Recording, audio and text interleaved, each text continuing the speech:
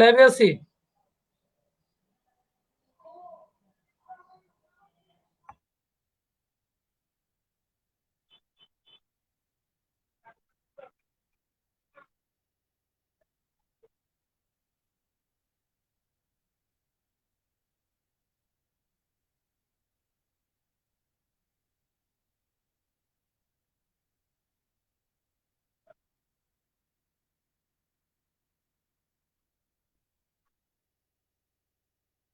আসসালামু আলাইকুম।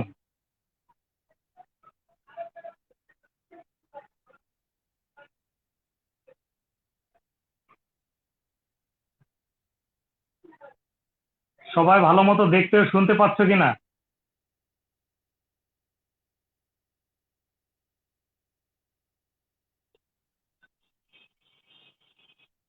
Thank you. আমরা ভালো মতো দেখতে ও শুনতে পাচ্ছি কিনা আমি আবারও শুরুতেই একটু তোমাদেরকে বিনয়ের সাথে জানিয়ে রাখছি যে আমি বাসা থেকে ক্লাসটি কন্টিনিউ করছি। চেষ্টা করব সুন্দর মতো শুরু এবং শেষ করার জন্য আল্লাহ পাকের রহমতে। তারপরেও যদি ছোটখাটো সমস্যা থাকে কমেন্ট করে জানাবেন ইনশাল্লাহ। আমরা ক্লাস শুরু করতে পারি কিনা?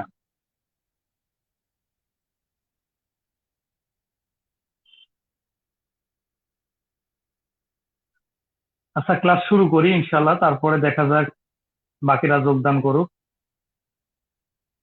তাহলে আমরা সবাই খাতার মধ্যে আজকে লিখবো হচ্ছে বায়োটেকনোলজি 2।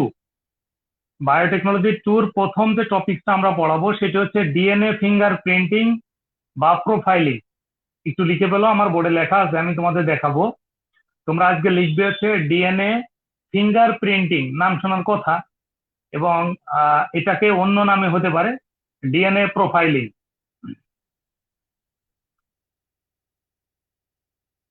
তাহলে আমরা শুরু করলাম ইনশাআল্লাহ।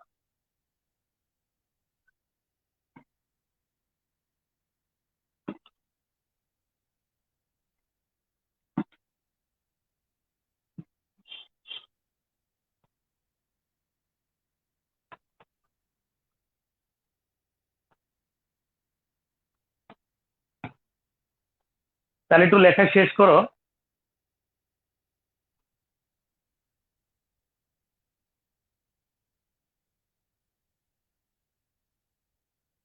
আমরা একটু দেখে নিই। তাহলে ডিএনএ ফিঙ্গার প্রিন্টিং আর প্রোফাইলিং এটা আসতে পারে অন্য নামে, অথবা ডিএনএ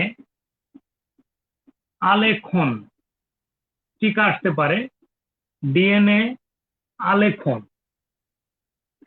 একটু লিখে নাও,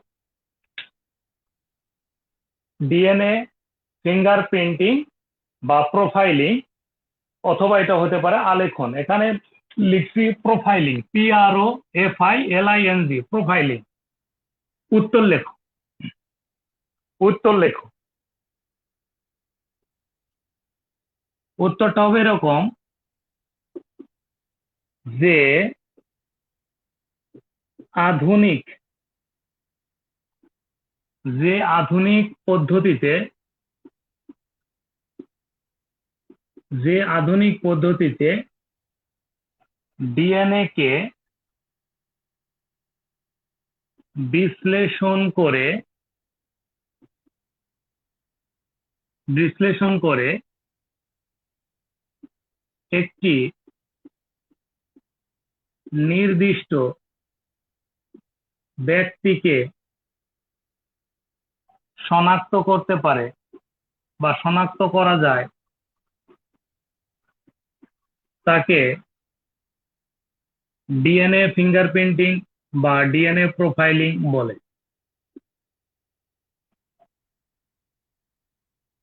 এটুকু লেখা শেষ করো। যে আধুনিক পদ্ধতিতে ডিএনএ কে বিশ্লেষণ করে একটি নির্দিষ্ট ব্যক্তিকে শনাক্ত করা যায়।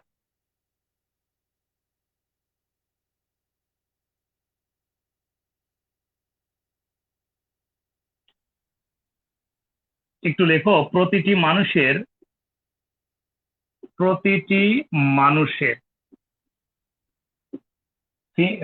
ডিএনএ ফিঙ্গারপ্রিন্টিং, বা আমরা লিখতে পারি আঙ্গুলের সাব স্বতন্ত্র, তবে ডিএনএ ফিঙ্গারপ্রিন্টিং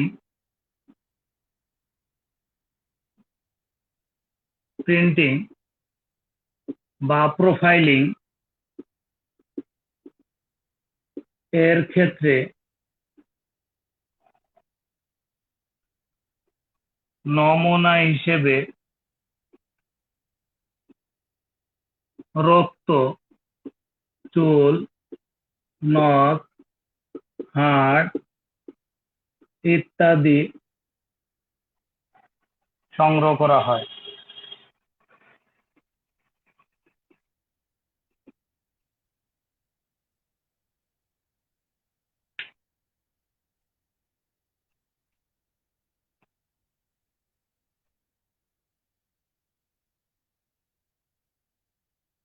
এটুকু লেখা শেষ হলে একটু কমেন্ট করতে হবে যে স্যার লেখা ডান, শেষ হয়েছে। যদি লেখা শেষ হয়ে থাকে একটু কমেন্ট করো লেখা শেষ হয়েছে কিনা।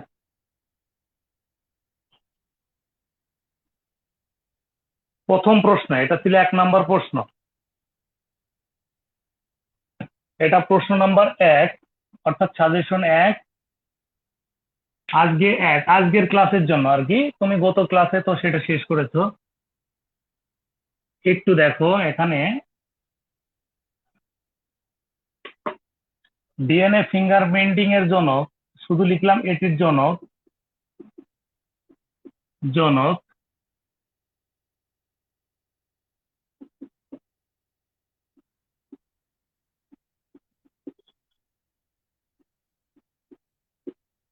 অ্যালেক্স জেফ্রিস,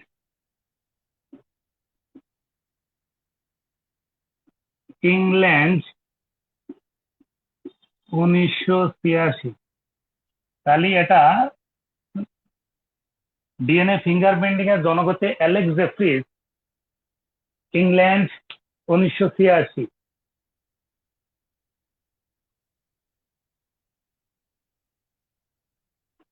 ডিএনএ ফিঙ্গারপ্রিন্টিং এর জনক হচ্ছে Alex Jefferies, England, 1986।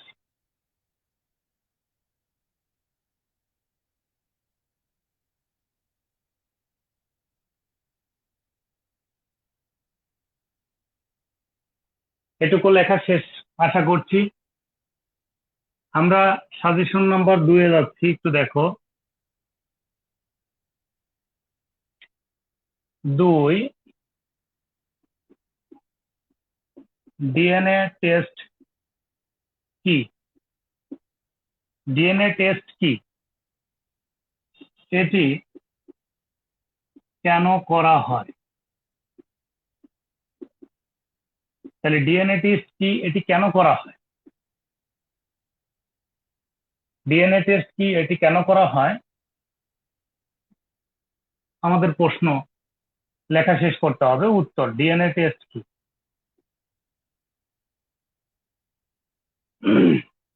DNA test কি?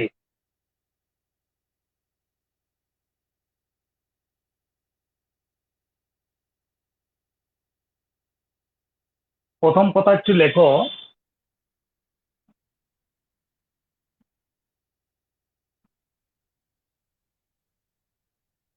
যে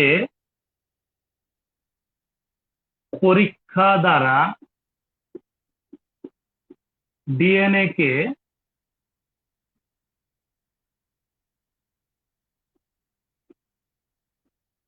বিশ্লেষণ করে পিতৃত্ব, মাতৃত্ব যাচাই,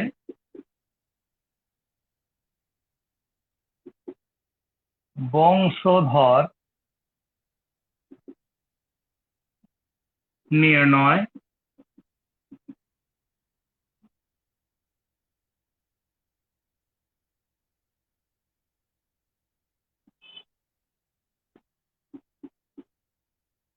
বংশগতীয় রোগ নির্ণয় সহ ইত্যাদি তথ্য সঠিকভাবে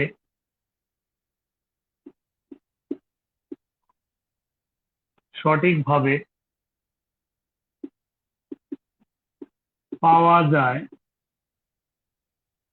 তাকে ডিএনএ টেস্ট বলে।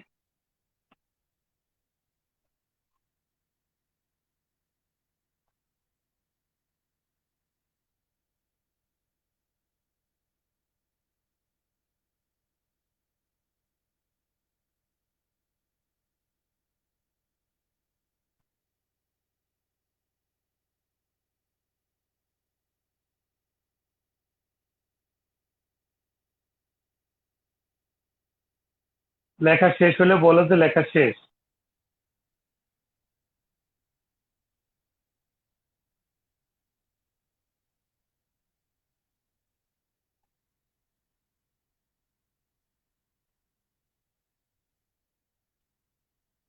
এটুকু লেখা শেষ। তাহলে একটু দেখো,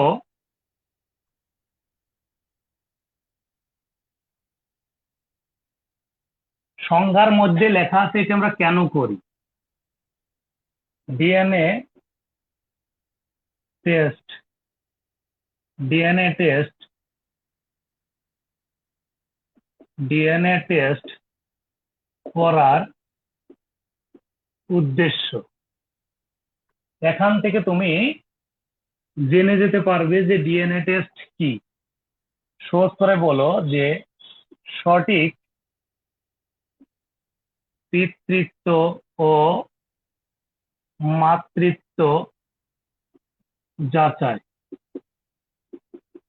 2 নম্বর হচ্ছে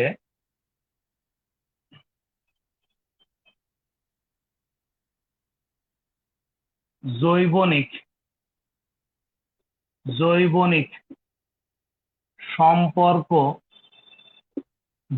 সম্পর্ক নির্ণয়। 3 নম্বর লেখো বংশগতীয় রোগ নির্ণয়।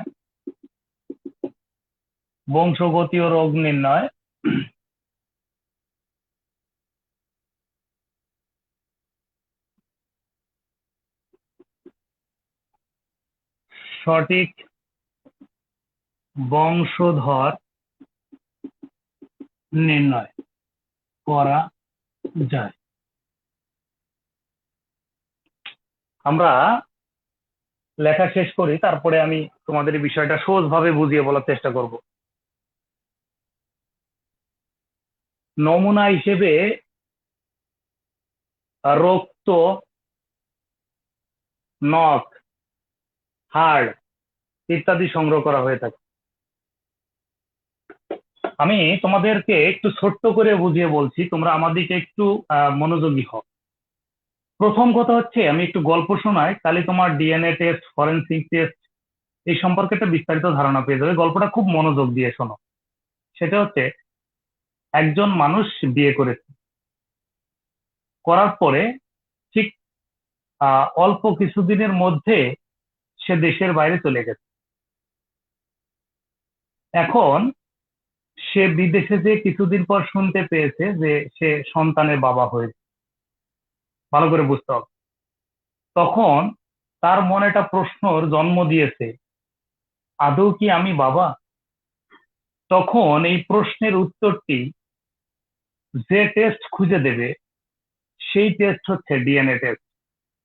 রেজাল্ট আসলো না তুমি বাবা না, তখন তার মনে প্রশ্ন জন্ম দিল, তাহলে কি এই বাবা? কারণ এখানে একটা অপরাধ কাজ ঘটেছে। তখন এই অপরাধ শনাক্ত করার জন্য যে টেস্ট করা হয়ে থাকে সেটার নাম হচ্ছে ফরেনসিক টেস্ট, যেটা আমরা একটু পরেই পড়ব। তাহলে আমার গল্প দ্বারা এটা নিশ্চিত হলাম, যদি ওই ছেলেটি টেস্ট করে দেখতো সে তার বাবা, তাহলে তার পরবর্তীতে তার ফরেনসিক টেস্ট করার দরকার ছিল না। তাহলে আমি তোমাকে বোঝানোর চেষ্টা করছি, পিতৃত্ব, মাতৃত্ব, বংশধর, জৈবনিক সম্পর্ক মানে হচ্ছে তোমার হঠাৎ করে তোমার বহুদিন পরে একটা জন পরিচয় দিল, যে আমি তোমার দাদার বাবার বা দাদার বাবার মানে চাচাতো দাদার অমুক ঘরের একটি সন্তান, আমি এই সম্পত্তির কিছু অংশ ভাগ পাই। জৈবনিক সম্পর্ক হচ্ছে তোমার জীবনের সাথে কোনো না কোনো ভাবে জড়িত থাকাকে আমরা বলি জৈবনিক সম্পর্ক। আর এইগুলো সঠিকভাবে নির্ণয় করাটাই হচ্ছে ডিএনএ টেস্ট।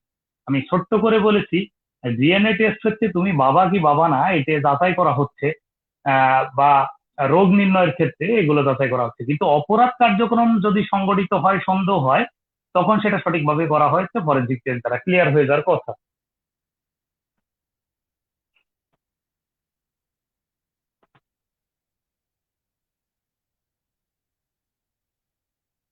আমি আবারও বলেছি, একজন বলছে, আমি আবারও বলছি ক্লিয়ার হওয়া, যে আমরা প্রায় আমাদের কাজের পরিমাণ এত বেশি যে অপরাধ বিজ্ঞানে আমরা ডিএনএ টেস্ট করি। ভালো করে বুঝতে হবে, ডিএনএ টেস্ট করার পরে আমরা কিন্তু সবসময় সঠিক সিদ্ধান্ত নিতে নাও পারি।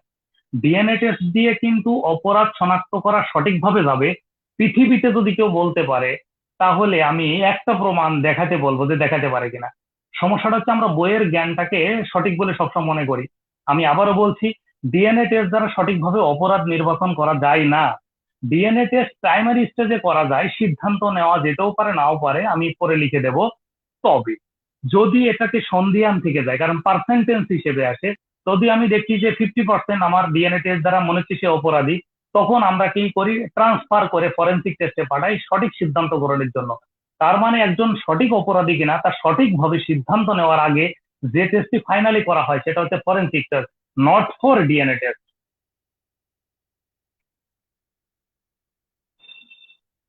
আমি আবারও বলছি, আমি পাবলিকলি নিশ্চিত করলাম কথাটি, হ্যাঁ। তাহলে আমরা একটু খেয়াল করে দেখব যে অপরাধ শনাক্ত করানোর জন্য ফাইনালি যে টেস্ট সেটা হচ্ছে ফরেনসিক টেস্ট, সেটা আমরা পরে করবো। এখন সাজেশন নাম্বার 3-এ আসি। সাজেশন নাম্বার 3, ডিএনএ টেস্ট পদ্ধতি। ডিএনএ টেস্ট পদ্ধতি বর্ণনা করুন। ডিএনএ টেস্ট পদ্ধতি বর্ণনা করুন। আবার বলছি, খুব ইম্পর্টেন্ট প্রশ্ন, স্টার চিহ্ন দাও। ডিএনএ টেস্ট, টোটাল যে ডিএনএ টেস্ট আমরা করি কোন পদ্ধতিতে করি সেটা, বা ডিএনএ টেস্ট ফর্মুলা, ডিএনএ টেস্টের প্রণালী, ডিএনএ টেস্ট কিভাবে করা হয়, এরকম বলতে পারে। ডিএনএ টেস্ট কিভাবে করা হয়, কিভাবে করা হয়, এভাবে প্রশ্ন হতে পারে। তাহলে ডিএনএ টেস্টের টোটাল পদ্ধতিটা আমরা এখন পড়বো ইনশাআল্লাহ। তাহলে ডিএনএ টেস্টের পদ্ধতি পড়তে গেলে আমরা একটু দেখবো,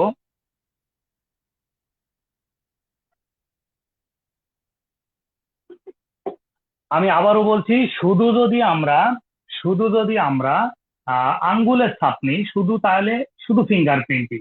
আর ডিএনএ ফিঙ্গার প্রিন্টিং বলতে আমরা সবকিছুকে মিন করি। ডিএনএ ফিঙ্গার প্রিন্টিং এর মধ্যে আঙ্গুলের ছাপ সহ অন্যান্য বিষয়গুলো জড়িত থাকে, ক্লিয়ার হয়ে যাওয়ার কথা। আমি আবারও বলছি, অল্প অল্প বোঝার চেষ্টা করলে আমরা আরো ভালো বুঝবো ইনশাআল্লাহ। দেখো, ডিএনএ টেস্ট পদ্ধতি আমরা দেখি। ডিএনএ টেস্ট পদ্ধতি করার জন্য আমরা এখানে নাম্বার পাবো 2 থেকে 2.5 নাম্বার। সর্বপ্রথম আমরা যে কাজটা করব, ডিএনএ টেস্টের সংজ্ঞাটা দিয়ে নেব, আগে দেওয়া আছে, এরপর একটা বক্স বানাবো। সেটা হচ্ছে নমুনা ডিএনএ সংগ্রহ। তাহলে তুমি যে তুমি নমুনা সংগ্রহ করেছো, সেখান থেকে একটা নমুনা ডিএনএ সংগ্রহ করে নাও। আচ্ছা, 2 নম্বর স্টেপ, ফার্স্ট স্টেপ ছিল এটা। তাহলে আমাদের এটা ছিল প্রথম স্টেপ, স্টেপ নাম্বার 1। 2 নম্বরে ছিল রেস্ট্রিকশন এনজাইম দ্বারা, রেস্ট্রিকশন এনজাইম, এটা হচ্ছে রেস্ট্রিকশন এনজাইম,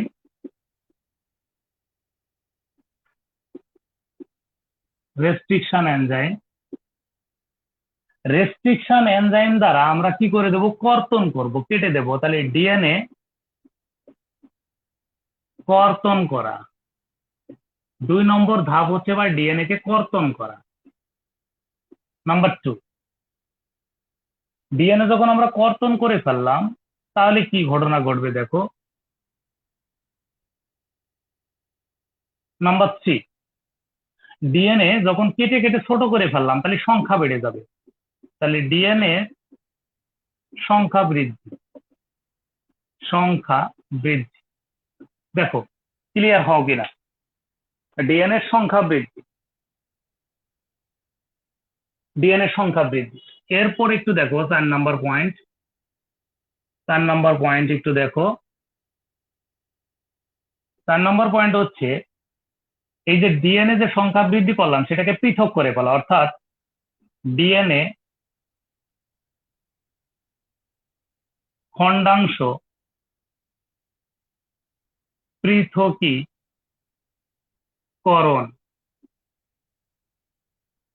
আবারও বলছি, ডিএনএ খণ্ডাংশ পৃথকীকরণ। এখন এই যে আমরা সংখ্যা বৃদ্ধি করলাম, এই জায়গায় কাজ করবে পিসিআর। পিসিআর মানে হচ্ছে পলিমারেজ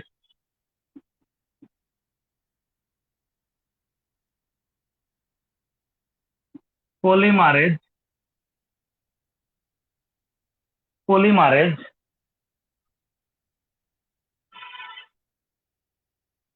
পলিমারেজ দেখতে পাচ্ছ কিনা আমি জানি না, পলিমারেজ চেইন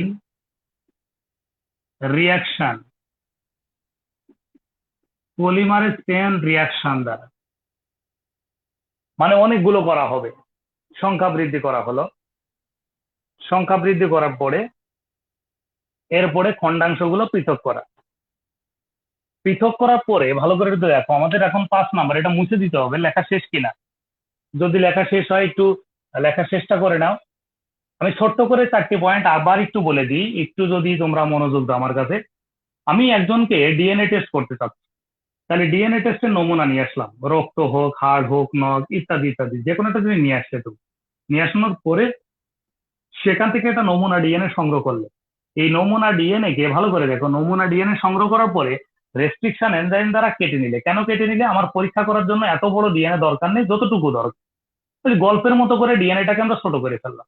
ছোট করার পরে এই ছোট ডিএনএটাকে যদি আমি কাজ শুরু করি, তাহলে যে কোনো সময় এটা তো নষ্ট হয়ে যেতে পারে। তখন আমি কি করলাম? পিসিআর দ্বারা সংখ্যা বৃদ্ধি করে নিলাম। তার মানে একই রকম, একই বৈশিষ্ট্যের, একই সাইজের অনেকগুলো করার পদ্ধতিটার নাম হলো পিসিআর, পলিমারেজ চেইন রিয়াকশন। এটা করার পরে এটা আমরা একটু খেয়াল করে দেখো, কাটার পরে আমরা সংখ্যা বৃদ্ধি করলাম যেটুকু দরকার। সংখ্যা বৃদ্ধি করার পরে আমাদের যেটুকু একদম প্রয়োজন সেগুলোকে আমরা ওখান থেকে সুন্দর করে আলাদা করে ফেললাম। এইটুকু ক্লিয়ার কিনা একটু বলো তো, এইটুকু আমরা ক্লিয়ার কিনা?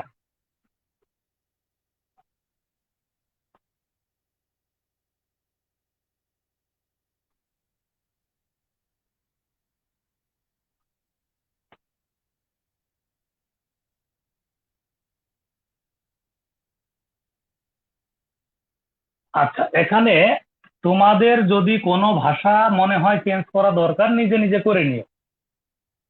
এখানে শুধু ক্লাসটা মনোযোগ দিয়ে করার জন্য বিশেষ অনুরোধ জানাচ্ছি, প্লিজ। এখন আমরা আসো, নিচেরটাকে একটু উপরে লিখে দিলাম। 4 নম্বরটা হচ্ছে আমাদের ছিল এখানে লাস্টে ছিল হচ্ছে ডিএনএ খণ্ডাংশ পৃথকীকরণ। পৃথকীকরণ, এখান থেকে আমরা বিখ্যাত বিজ্ঞানী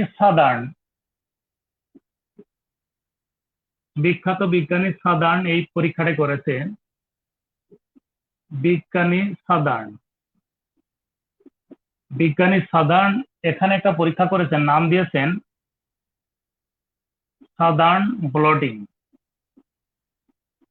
সাদার্ন ব্লটিং কি? সাদার্ন ব্লটিং হচ্ছে, এটা খুব ভালো লাগবে, একটু বুঝে নাও, নিজে নিজে পড়লে কষ্ট হতে পারে। তাই এইটা যখন ভালো করে বুঝিয়ে বলি, যখন এটা করা হয়েছে তখন এটাকে একটা লিকুইডের মধ্যে রাখা হয়েছিল। তাহলে এখানে কাজ করার পরে এই যে আমার ডিএনএ খণ্ডাংশের মধ্যে লিকুইড পদার্থ লেগেছিল, তাহলে যদি আমরা যারা সায়েন্সের স্টুডেন্ট আছি, যদি তুমি কোনো নমুনাকে অণুবীক্ষণ যন্ত্রে দেখতে চাও, সেখানে যদি পানি লেগে থাকে বা কোনো লিকুইড পদার্থ লেগে থাকে, তাহলে আমরা দেখতে গেলে তাহলে বিষয়টার মধ্যে যে বিশ্লেষণ করার সময় প্রয়োজনীয় উপাদানগুলো দেখতে পাবো না। ঠিক সেই জন্য এই সাদার্ন ব্লটিংটা কি আগে বুঝিয়ে বলি। সাদার্ন ব্লটিং হচ্ছে, তুমি এই যে একটা ডিএনএ খণ্ডাংশ তুললে, তোলার পরে ওর গায়ে যে লিকুইড পদার্থ বা তরল পদার্থ লেগে আছে সেটাকে টিস্যু পেপার দিয়ে বা অ্যাবজর্পশন করে নেয়, আমি টিস্যু পেপার কিন্তু বোঝানোর স্বার্থে বলেছি। টিস্যু জাতীয় পেপার দ্বারা এটাকে যদি আস্তে করে মুছে দেওয়া হয় তাহলে তরলটা ওখান থেকে চুষে নিয়ে যাবে এবং এই এই এই উপাদানটি একদম তরলবিহীন সুন্দর অবস্থা তৈরি হবে। এটার নাম হলো সাদার্ন ব্লটিং। তাহলে সাদার্ন ব্লটিং এর যদি আলাদা করে টিকা আসে, আমরা বলতে হবে যে ডিএনএ টেস্ট করার সময় যখন ডিএনএ কে খন্ড খন্ড করা হয়, এই খন্ডাংশগুলোর সাথে যে লিকুইড পদার্থ লেগে থাকে সেটাকে কোনো তরল পদার্থ চুষে নিতে পারে এমন একটি পেপার দ্বারা সেটাকে ওখানে চুষে নেওয়াটা, অর্থাৎ ওখান থেকে অ্যাবজর্পশন করে নেওয়া, সেটাই করে নেওয়াটাকে আমরা বলি সাদার্ন ব্লটিং। আশা করি ক্লিয়ার হয়েছে। সাদার্ন ব্লটিং এর পরে আমাদের লাগবে, এরপরে খুব ইম্পর্টেন্ট একটা পয়েন্ট, সেটা হচ্ছে প্রুবিং পদ্ধতি। প্রুবিং পদ্ধতিটা কি আমি একটু বুঝিয়ে বলে দেখা। প্রুবিং পদ্ধতি, প্রুবিং পদ্ধতি, এই প্রবিং পদ্ধতিটা কি একদম গল্পের মতো মনে রাখো। আমরা প্রবিং পদ্ধতিটাকে মনে রাখতে পারি প্রুফ। প্রুফ মানে প্রমাণিত করা। এখন আমি ডিএনএ একটা খন্ডাংশকে এরকম করে লিকুইড পদার্থ চুষে নিয়ে নিলাম বা মুছে দিলাম, তখন এইটার গাঠনিক কোনো পরিবর্তন হয়েছে কিনা, পরিবর্তন হয়েছে কিনা সেটা দেখাটাকে আমরা বলেছি, সেটাকে আমরা বলি এই প্রুবিং পদ্ধতি। এটা কি দিয়ে করা হয়? তেজস্ক্রিয় রশ্মি দ্বারা করা হয়। কি দ্বারা ভাই? তেজস্ক্রিয় রশ্মি দ্বারা এই পরীক্ষাটা করা হয় যে সবকিছু ঠিকঠাক আছে কিনা, প্রুফ করে দেখাটা হচ্ছে প্রুবিং পদ্ধতি বা আমরা বলি প্রুফ করে দেখা। এরপরে একটু দেখো, এরপরে একটু দেখো যে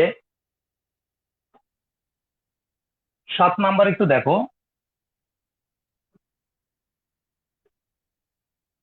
7 নাম্বারে লেখো ডিএনএ চিত্র উপস্থাপন। আমরা ডিএনএ যে চিত্রটা পেলাম এই প্রুভিং করার পরে সেটা উপস্থাপন করা, উপস্থাপন। তাহলে আবারও বলছি, তাহলে ডিএনএ চিত্র উপস্থাপন করার 7টা নাম্বার, 7 নাম্বার, এবং লাস্ট নাম্বারের যেটা লিখবো, লাস্ট নাম্বার 8 নাম্বার একটু লিখে রাখতে পারো। 8 নাম্বার হচ্ছে এখানে তথ্য উপস্থাপন।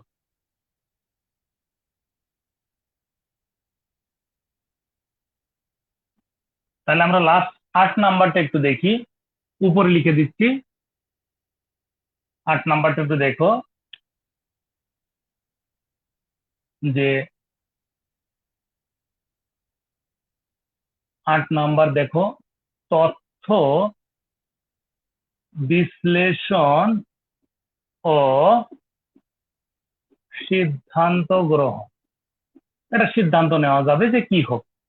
এখান থেকে সিদ্ধান্ত নেওয়ার উদ্দেশ্য হচ্ছে সে কি ডিসিশন দিতে পারবে, আর ডিসিশন দিতে না পারলে সে ডিসিশনটা সে আবার ফরেন্সিক টেস্টের জন্য পাঠিয়ে দেবে।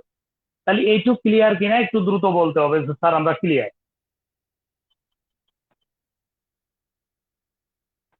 দ্রুত কমেন্ট করো ক্লিয়ার কিনা।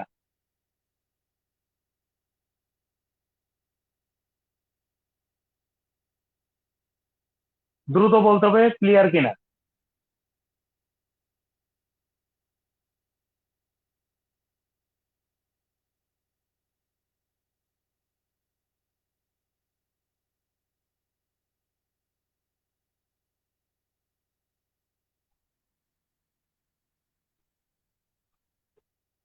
ক্লিয়ার কিনা একটু বলো।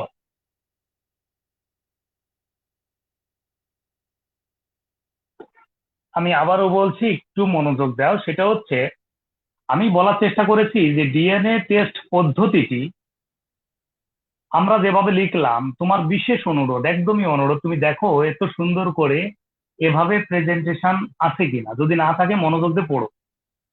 আমি তোমাদের কোনটা বোঝানোর চেষ্টা করেছি, আমাদের নাম্বার থাকবে 1 বা 2, তুমি শুধু লিখবা ডিএনএ টেস্ট কাকে বলে, পদ্ধতিটি নিম্নরূপ, খালি সবটা দিয়ে চলে আসবে, কোনো বর্ণনা দেওয়ার দরকার হবে না।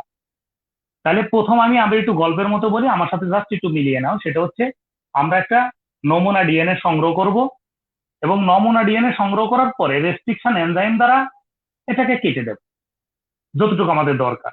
তারপরে পিসিআর পদ্ধতিতে এই যে কেটে নিলাম এই অংশটাকে সংখ্যা বৃদ্ধি করব। সংখ্যা বৃদ্ধি করার পরে আমরা ডিএনএ খণ্ডটাকে পৃথক করে ফেলব। পৃথক করার পরে এখানে যে লিকুইড পদার্থ লিখে থাকবে, আমি বলেছি যেহেতু সূক্ষ্ম জিনিস এটা লিকুইডের মধ্যে রেখে কাজটি করতে হবে। তখন বিখ্যাত বিজ্ঞানী সাদার্ন কি করতেছে, এই নমুনা এই যে খণ্ডিত ডিএনএর অংশ থেকে আমাদের লিকুইড পদার্থকে অ্যাবজর্পশন করে নিয়ে যাচ্ছে বা সরিয়ে ফেলাচ্ছে, এটাকে বলছে সাধারণ ব্লটিং। এই কাজটা করতে যে আমাদের ডিএনএ এর কাঠামোতে কোনো পরিবর্তন আসলো কিনা, কারণ কোনো সমস্যা হলো কিনা, সেটাকে টেস্ট করার জন্য আমরা বলতেছি প্রুবিং পদ্ধতি। প্রুবিং পদ্ধতিটা যখন করে দেখলাম না সব ঠিকঠাক আছে, তেজস্ক্রিয় রশ্মি দ্বারা করে দেখলাম ঠিক আছে, তখন আমরা ডিএনএ এর একটা চিত্র প্রিন্ট করে নিলাম। প্রিন্ট করে নেওয়ার পরে আমরা তথ্য বিশ্লেষণ করলাম এবং এটা সিদ্ধান্ত গ্রহণ করলাম। আমি এক শেষে একটা মন্তব্য লিখে দিচ্ছি, একটু লেখো যে লাস্ট একটু লেখো মন্তব্যটা এরকম যে ডিএনএ টেস্ট দ্বারা সব সময় সঠিক সিদ্ধান্ত নেওয়া যায় না, সঠিক সিদ্ধান্ত নেওয়া যায় না, সঠিক সিদ্ধান্ত গ্রহণ করা যায় না। তখন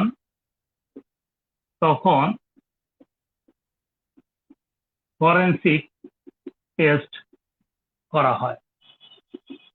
এই লাইনটা কি বোঝানোর চেষ্টা করেছি, এখানে একটা বিষয় বোঝানোর চেষ্টা করেছি। অনেক সময় এরকম একটা প্রশ্ন হতে পারে যে ডিএনএ টেস্ট এবং ফরেনসিক টেস্ট সম্পর্কে আলোচনা করুন, কোন টেস্টটি বেশি যৌক্তিক।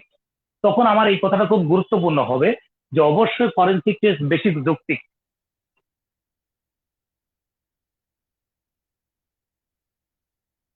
আবারও বলছি, একটু কমেন্ট করতে হবে আমরা ক্লিয়ার বুঝতে পেরেছি কিনা, শান্তি মতো বুঝতে পেরেছি কিনা, দ্রুত বলতে হবে।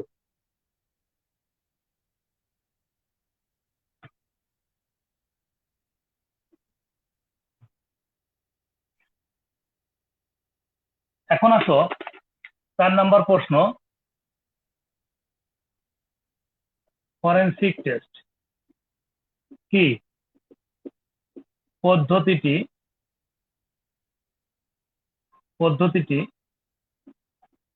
আলোচনা করো। এখানে যে কোনো প্রশ্ন আসলে এখান থেকে আমরা অ্যান্সার দিতে পারবো ইনশাল্লাহ। ফরেনসিক টেস্ট কি? যে অত্যাধুনিক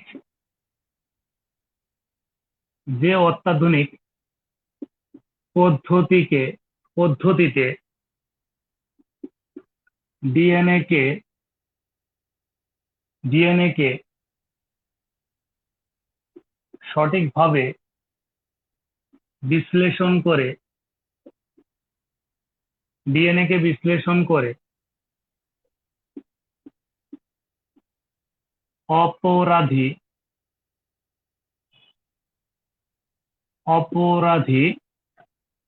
অপরাধ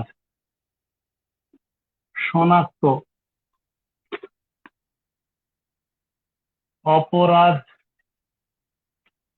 অপরাধ সম্পর্কে বিস্তারিত তথ্য প্রদান করে এবং সঠিক সিদ্ধান্ত গ্রহণ করে তাকে ফরেনসিক টেস্ট বলে।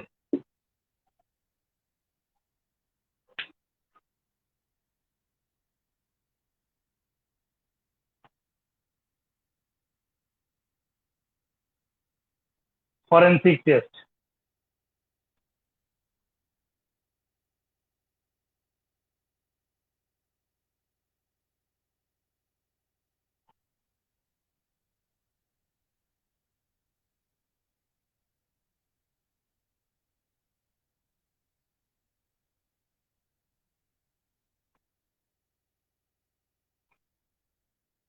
আমি আবারও বলছি, তোমাদের অনুরোধ জানাচ্ছি তোমরা রেসপন্স করতে হবে, লেখা শেষ কিনা বা বুঝছো কিনা। একজন বলছে স্যার সাধারণ ব্লটিং কি? সাধারণ যে একজন বিজ্ঞানী, ব্লটিং মানে হচ্ছে কোনো একটি পরীক্ষা ক্ষেত্রে সূক্ষ্ম বস্তু থেকে তরল বা লিকুইড পদার্থকে আলাদা করার পদ্ধতিটা হচ্ছে ব্লটিং। এখানে লেখা শেষ কিনা আগে দ্রুত বলো। লেখা শেষ হয়ে যাওয়ার কথা। আচ্ছা, এটি কেন করা হয় বা প্রয়োজন কেন? ফরেনসিক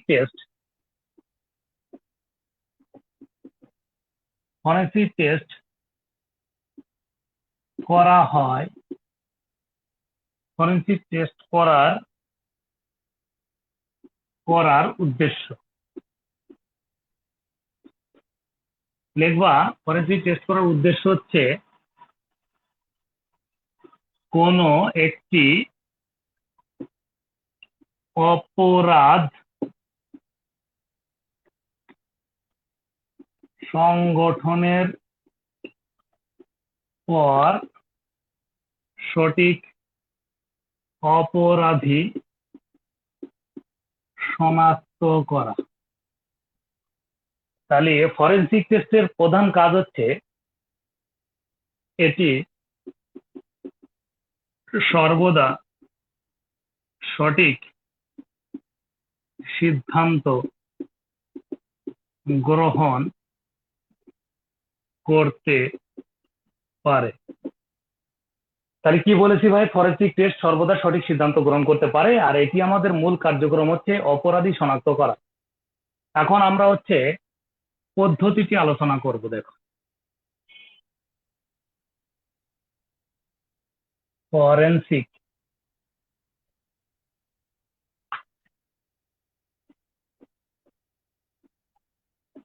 টেস্ট পদ্ধতি, ফরেনসিক টেস্ট পদ্ধতি। আশা করি লেখা শেষ।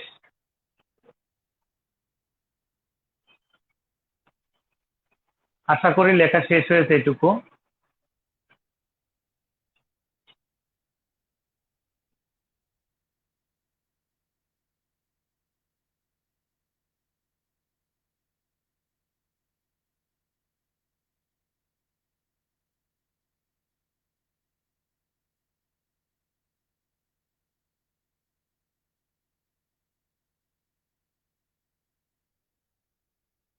ঠিক আমরা আগের ফর্মুলাটা অনুযায়ী লিখবো। একটু দেখো, প্রথম নাম্বার 1 দাও, এটা মিল থাকবে নমুনা ডিএনএ সংগ্রহ। নমুনা ডিএনএ সংগ্রহ করার পরে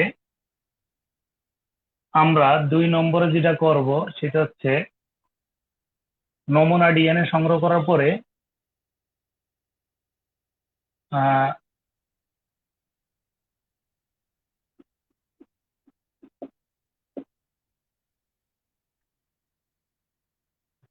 শুধু লেখো সেরোলজি। পরে বুঝিয়ে বলছি সেরোলজি কি।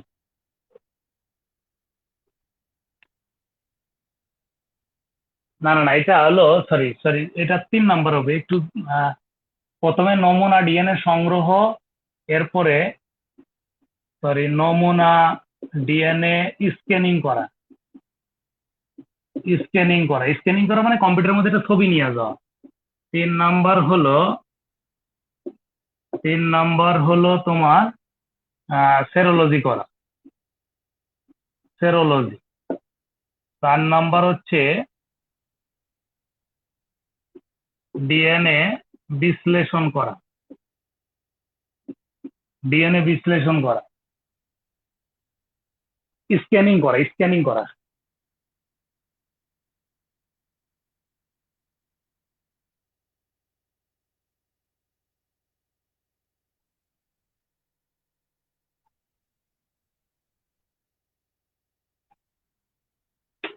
আমরা একটু বুঝিয়ে বলার জন্য আমি কয়েকটি সেকেন্ড লেখা বন্ধ রাখতে বলছি, একটু ভালো করে শোনো।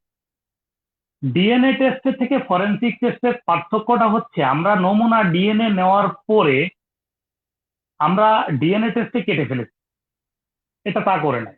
এটা না করে সরাসরি উন্নত টেকনোলজির মাধ্যমে তার একটা স্ক্যানিং করে নিয়েছে। স্ক্যানিং শব্দের মানে কি ভাই? স্ক্যানিং শব্দের মানে হচ্ছে হুবহু বা প্রতিরূপ একটা ছাপ বা একটা চিত্র সংগ্রহ করাটাই আমরা বলি স্ক্যানিং করা। ঠিক একটা স্ক্যানিং করে নিলাম, ডিএনএ একটা স্ক্যানিং করে নেওয়ার পরে সেরোলজি শব্দের মানে কি? সেরোলজি শব্দের মানে হলো, আমরা যদি একদম খাঁটি বাংলায় বলি, চুল ছিঁড়া বিশ্লেষণ করা। সেরোলজি মানে এখানে সেন্ট্রিফিউজিং শোনার কথা অনেকেরই। এখানে সেরোলজি শব্দের মানে, আমি আবারও বলছি, আমি বোঝানোর স্বার্থে এভাবে বললাম, সেরোলজি শব্দের মানে হচ্ছে চুল ছোড়া একটা বিশ্লেষণ করলাম। বিশ্লেষণের পরে ডিএনএ এর এই যে লাস্ট 4 নাম্বারটা দেখো, ডিএনএ একটা এখানে করার পরে ডিএনএ কে বিশ্লেষণ, এখানে চুল ছিঁড়া বিশ্লেষণ মানে এই ডিএনএ এর বিশ্লেষণ করে এটা পুঙ্খানুপুঙ্খানুরূপে পর্যবেক্ষণ করা। এখানে এলো পুঙ্খানুপুঙ্খানুরূপে পর্যবেক্ষণ করে ডিএনএটা বিশ্লেষণ প্রতিরূপ তৈরি করা। এটুকু লেখা দেখো।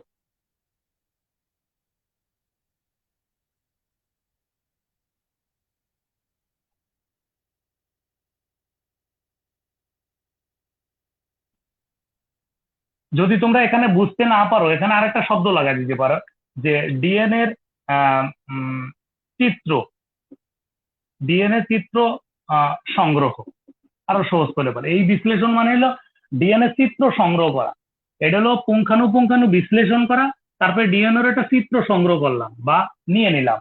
এখন আসো 5 নাম্বার, একটু দেখো 5 নাম্বারটা কি হবে। আমরা কিন্তু ঘুরে যাচ্ছি, পর্যায়ক্রমে আসতেছি। 5 নাম্বারে এসে দেখো, এখান থেকে আমরা কি করব, তথ্য সংগ্রহ করব, তথ্য সংগ্রহ এবং ফলাফল বিশ্লেষণ করব। তথ্য সংগ্রহ এবং ফলাফল বিশ্লেষণ, ফলাফল বিশ্লেষণ করব।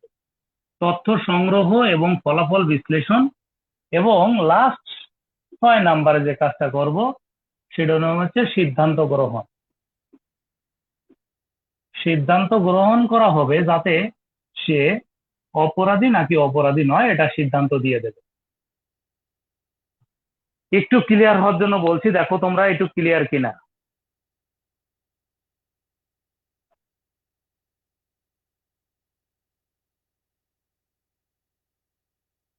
প্লিজ একটু দ্রুত বলতে হবে।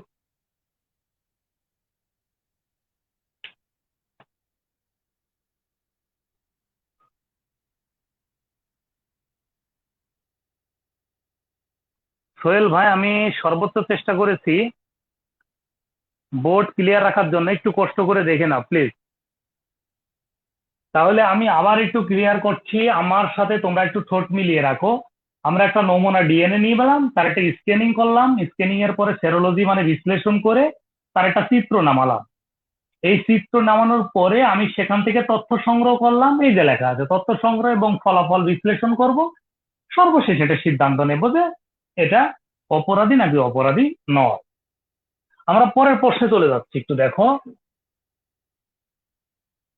পরের প্রশ্নটা একটু দেখো। সেটা হচ্ছে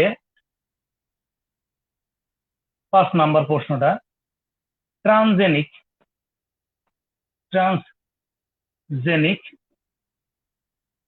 animal transgenic animal and transgenic transgenic plant plant কি, উদাহরণ দিন।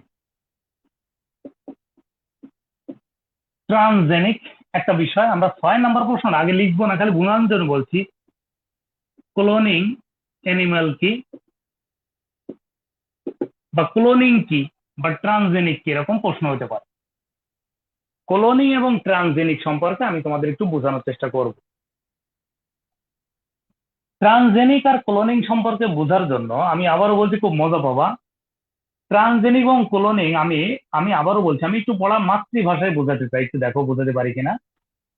আলিফ লায়লা দেখছো তো সবাই কম বেশি, একটা খুব জনপ্রিয় সিরিয়াল ছিল। আলিফ লায়লার মধ্যে তোমরা দেখতে পাবে যে কোনো একটি সময় সিনবাদের সামনে একটা লোক এসেছে, এরকম যে একটা মানুষের একটা মাথা এক অংশে লাগানো আর পিছনে ঘোড়া লাগানো। দেখছো কিনা আমি জানি না, সামনে মাথা পিছনে ঘোড়া।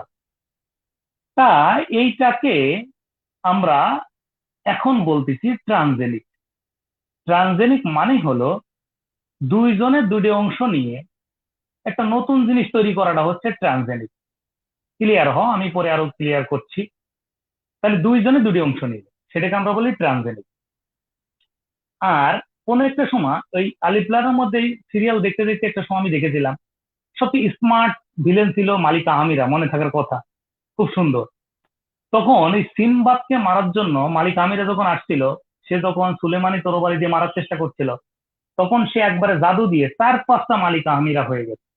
তখন সে বুঝতে পারে না যে কোনটা অরিজিনাল মালিকা আমিরা।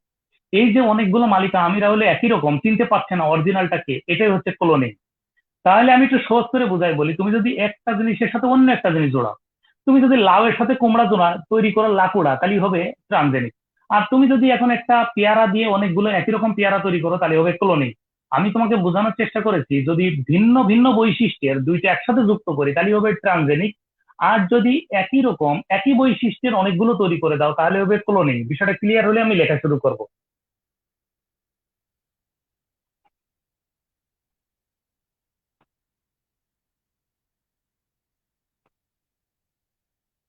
লেখা শেষ কিনা বলো।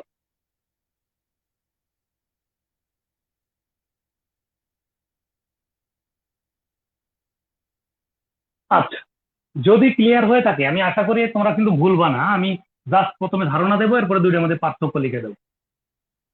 ট্রান্সজেনিক আগে কি দেখো, 5 নম্বর লেখো। দুইটি ভিন্ন বৈশিষ্ট্যের দুইটি ভিন্ন বৈশিষ্ট্যের সমন্বয়ে একটি নতুন বৈশিষ্ট্যের নতুন বৈশিষ্ট্যের জীব তৈরি করাকে ট্রান্সজেনিক বলে। তাহলে আবারও বলছি, দুটি ভিন্ন বৈশিষ্ট্যের সমন্বয়ে একটি নতুন বৈশিষ্ট্য জীব তৈরি করা হচ্ছে। জীব বলেছি কারণ এখানে প্রাণী হতে পারে, উদ্ভিদ হতে পারে। আমি একটু বুঝিয়ে বলছি, যদি এখানে আমাকে ট্রান্সজেনিক এনিম্যাল চাই, আমি আবারও বলেছি একটু ক্লিয়ার হও, যদি আমার পরীক্ষাধীন ট্রান্সজেনিক এনিম্যাল হয় তাহলে জীবের বদলে এই জায়গাটা রিপ্লেসমেন্ট ওয়ার্ড হবে প্রাণী। আর যদি আমার ট্রান্সজেনিক প্লান্ট চাই তাহলে জীবের রিপ্লেসমেন্ট ওয়ার্ড সেক্ষেত্রে হবে উদ্ভিদ। তাহলে সংজ্ঞাটা কেমন হবে দেখো, দুইটি ভিন্ন বৈশিষ্ট্যের সমন্বয়ে একটি নতুন বৈশিষ্ট্যের উদ্ভিদ তৈরি করাকে বলে ট্রান্সজেনিক প্লান্ট, বা দুইটি ভিন্ন বৈশিষ্ট্যের সমন্বয়ে একটি নতুন বৈশিষ্ট্যের প্রাণী তৈরি করাকে আমরা বলছি ট্রান্সজেনিক এনিম্যাল। তাহলে আমি একটা কমন সংজ্ঞা লেখার কারণ হলো, আমরা যত সহজ সংজ্ঞা লিখবো পরীক্ষাতে তত ভালো হবে ইনশাআল্লাহ। আমি আশা করছি একটু ক্লিয়ার, আলহামদুলিল্লাহ। দেখো ক্লিয়ার কিনা।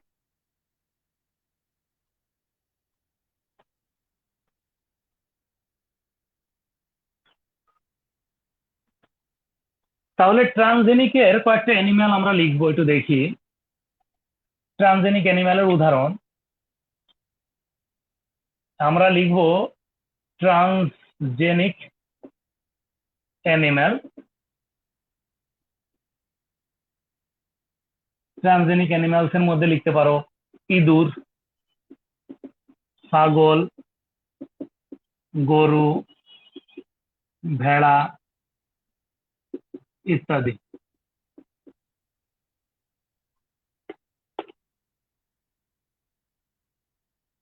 এক্ষেত্রে আমি আবারও বলেছি দেখো, এগুলোর করা হয়েছে। এবং transgenic transgenic plants transgenic plants এর উদাহরণ হিসেবে তুমি দিতে পারো টমেটো, আলু, গাজর, টমেটো, আলু, গাজর ইত্যাদি। লেখা শেষ করতে হবে খুব দ্রুত। আমরা অনেকে ধারণা করি যে, আমি একটু ছোট্ট করে মাঝে মাঝে তোমাদের ইন্সপিরেশন কিছু বলে রাখি। অনেকে মনে করে যে স্যার তো ছোট তথ্য দিচ্ছি, তাহলে আমি বাসায় যে আরো তথ্য যোগ করে বড় করব। ভাই, যারা বেশি বড় করে উত্তর পড়ে যাবে তারা পরীক্ষা খারাপ দিয়ে আসবে। কারণ হলো এই সব প্রশ্নের নাম্বার থাকবে 1 নাম্বার বা 1.5 নাম্বার। এই জন্য আমি যেটুকু লিখে দিচ্ছি এটা লিখে আসতে পারাটা কিন্তু অনেক কঠিন হয়ে যাবে পরীক্ষার হলে। আশা করি যারা এখানে যদি রিটেন পরীক্ষার কোনো স্টুডেন্ট থাকো, তুমি কমেন্ট করে সবাইকে একটু জানাও যে আসলে বড় করে উত্তর পড়ে গেলেও লেখা যায় কিনা।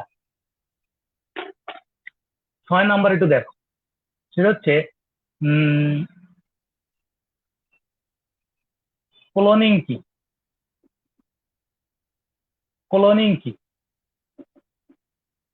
এর উপকারিতা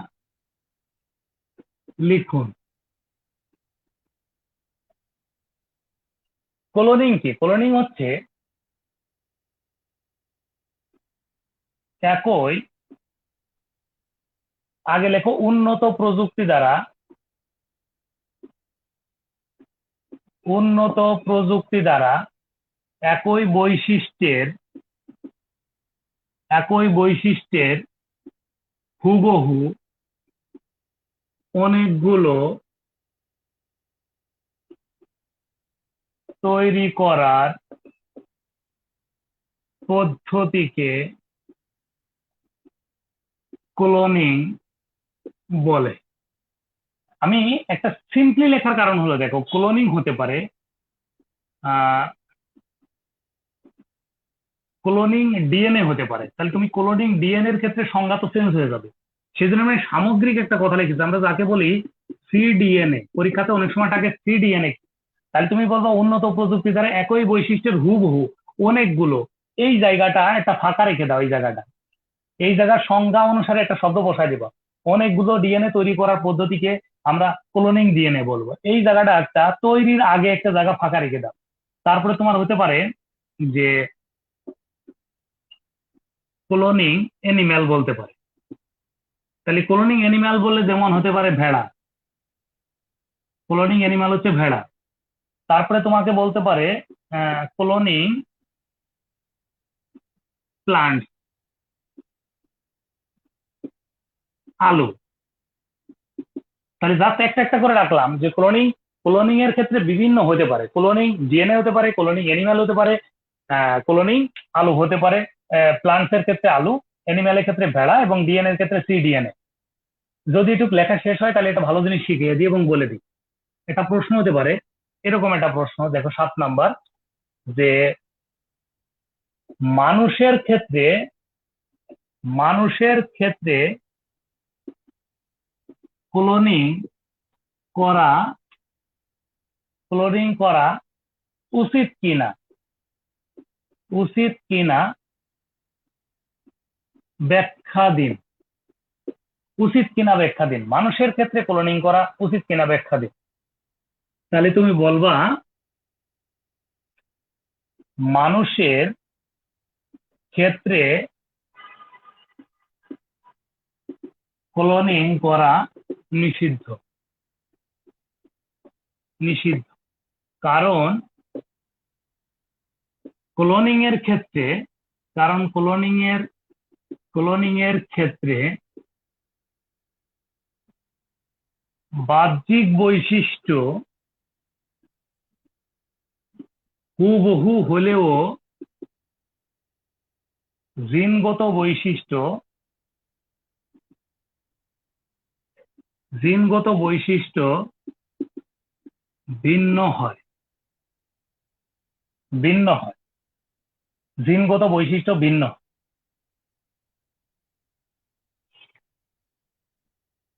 যে, যে ভালো উদ্দেশ্যে,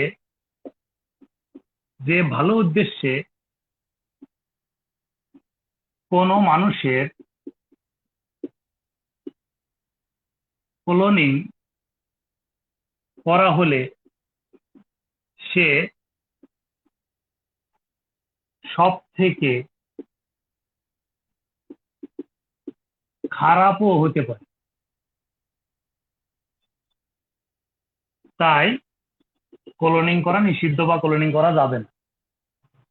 তোমরা জেনে থাকবে স্টিফেন হকিংস এর ক্লোনিং করার জন্য বিজ্ঞানীরা সিদ্ধান্ত নিলেও বায়োটেকনোলজি বিভাগের বিজ্ঞানীরা সেটাকে নিষিদ্ধ করার একমাত্র কারণ, স্টিফেন হকিংস এর যদি ক্লোনিং করা হতো এবং সে যদি খারাপ মস্তিষ্কে বা চিন্তা সম্পন্ন হতো, তাহলে এমন কিছু তৈরি করতো যা পৃথিবীকে ধ্বংস করে দিত।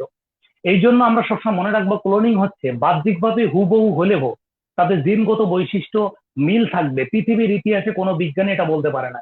সেই জন্য ভিন্নতা হতে পারে এই মর্মে আমরা বলে থাকি যে এটা করা নিষিদ্ধ এবং করা যাবে না।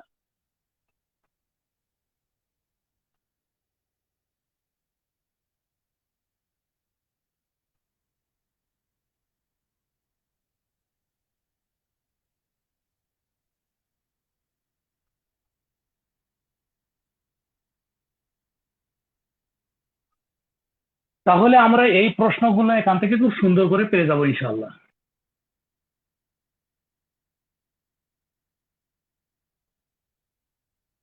একটু দেখো, খুব মনোযোগ দিয়ে আমি কয়েকটা জিনিস একটু দেখাই। হ্যাঁ, পরের প্রশ্ন 8 নাম্বার, ফার্মাকোলজি। ফার্মাকোলজি কি? এর উপকারিতা বা প্রায়োগিক দিক লিখুন। প্রায়োগিক দিক লিখুন। প্রায়োগিক দিক। ফার্মাকোলজি কি? এর উপকারিতা বা প্রায়োগিক দিক লিখুন। ফার্মাকোলজি কি? ফার্মাকোন। ফার্মাকোন মানে হচ্ছে মেডিসিন। ফার্মাকোন মানে হচ্ছে ভাই মেডিসিন। এটা গ্রিক শব্দ। গ্রিক শব্দ ফার্মাকোন মানে মেডিসিন, আর লোজোস মানে হচ্ছে নলেজ।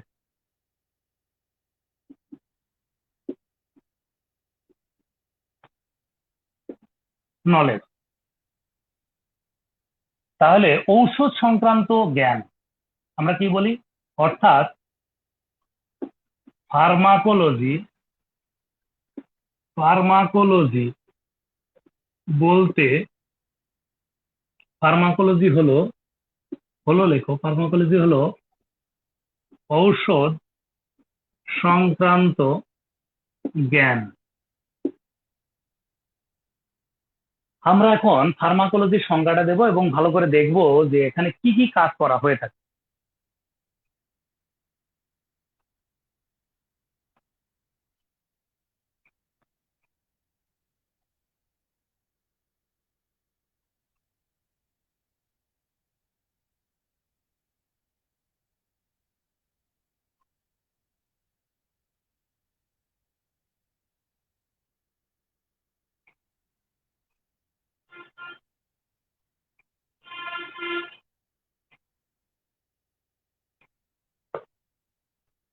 যদি এটা পড়া হয়ে থাকে একটু দেখো।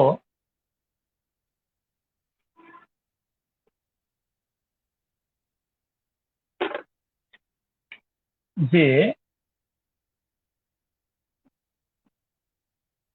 বৈজ্ঞানিক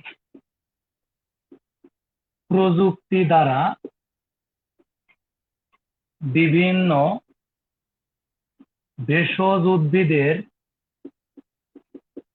দেহ বা দেহাংশকে বিশ্লেষণ করে বিশ্লেষণ করে বিশ্লেষণ করে বিশ্লেষণ করে জৈব রসায়ন জৈব রসায়নকে বিশ্লেষণ করে জৈব রসায়নকে মানব কল্যাণে সঠিকভাবে ব্যবহার করা হলে সেই জ্ঞানকে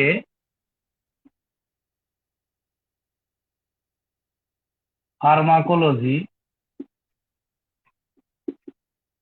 ফার্মাকোলজি বলে। ফার্মাকোলজি বলে।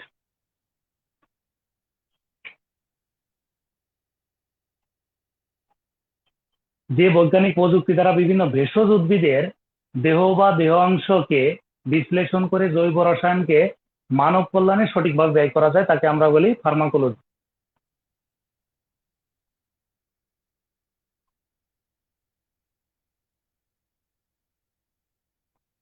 লেখা শেষ কিনা একটু বলো।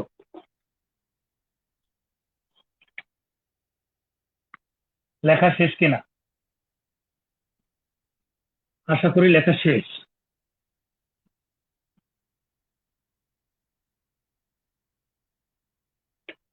এটার উপকারী দিক হচ্ছে, প্রথম কথা হচ্ছে নাম্বার 1, যে বিভিন্ন রোগ, বিভিন্ন রোগ, ভেষজ,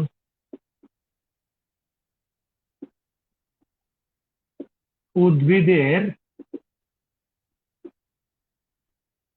দেহরস খেয়ে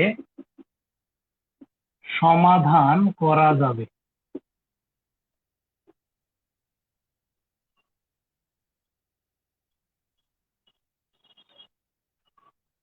অতিরিক্ত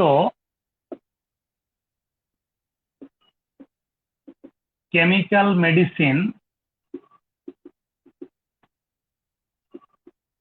গ্রহণ করার প্রয়োজন হবে না। এটি যেহেতু ন্যাচারাল, সেহেতু খুব দ্রুত দেহরসের সাথে মিশে যাবে, কোনো পার্শ্ব প্রতিক্রিয়া সৃষ্টি হবে না। তুমি যদি এখন একটু খেয়াল করে দেখো, তুমি আমাকে যে কোনো একটা রোগের নাম বলো যেটা তোমাকে আমি ফার্মাকোলজি দ্বারা সমাধান ওষুধ দিতে পারি কিনা।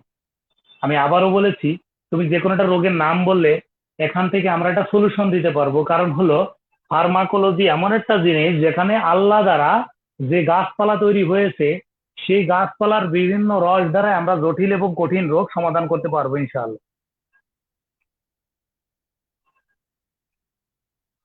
তাহলে ফার্মাকোলজি মোটামুটি শেষ হওয়ার কথা।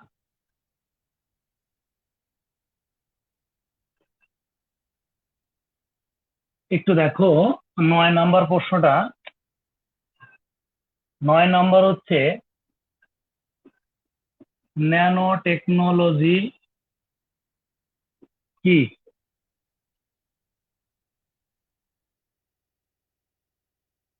প্রায়োগিক দিক, প্রায়োগিক দিক লিখুন।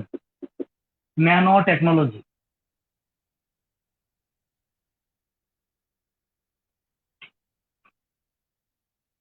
ন্যানো টেকনোলজি কি?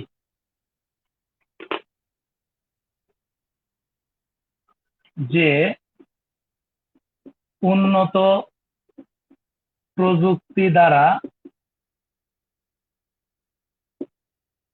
অতি সূক্ষ্ম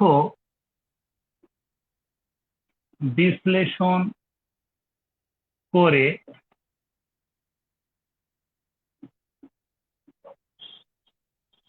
বিভিন্ন জীবের দেহাংশকে মানব কল্যাণে ব্যবহার করা যায়, সেই প্রযুক্তিকে ন্যানো টেকনোলজি বলে। এক ন্যানো, এক ন্যানো ভাগ হলো 1000 ভাগের 100 কোটি ভাগের 100 কোটি ভাগের 1 ভাগ।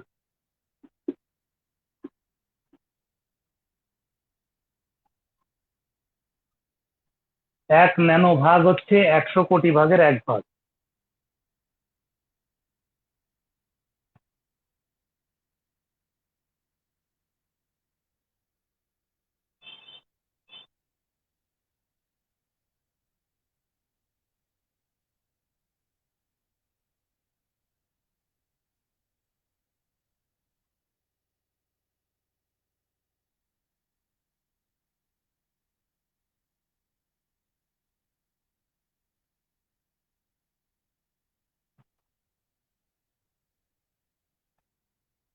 লেখা শেষ কিনা? তাহলে এক, আমি তোমাদের এখন একটি ভালো বোঝানোর চেষ্টা করি, একটু দেখো। আমরা অনেক সময় বুঝি না ন্যানো টেকনোলজিটা কি। ধরে নাও একজনের মাথা চুল উড়ে যাচ্ছে, চুল পেকে যাচ্ছে, কোনো সমস্যা দেখা দিচ্ছে। তাহলে এটা নর্মালি আমরা যদি কোনো কিছু ইউজ করি তাহলে কিন্তু কাজ করে না। কিন্তু বায়োটেকনোলজি দ্বারা তৈরিকৃত কোনো শ্যাম্পু বা ওষুধ খেলে দ্রুত কাজ করে কেন? প্রশ্ন এটা। কারণ হচ্ছে একটি চুল নিয়ে ওরা অতি সূক্ষ্ম অর্থাৎ 100 কোটি ভাগের এক সূক্ষ্ম ভাগ নিয়ে বিশ্লেষণ করে দেখছে কেন চুলটা পড়ে যাচ্ছে বা কেন চুলটা পেকে যাচ্ছে। এই যে যে সূক্ষ্ম বিশ্লেষণ করার প্রযুক্তিটা হচ্ছে এখানে ন্যানো টেকনোলজি।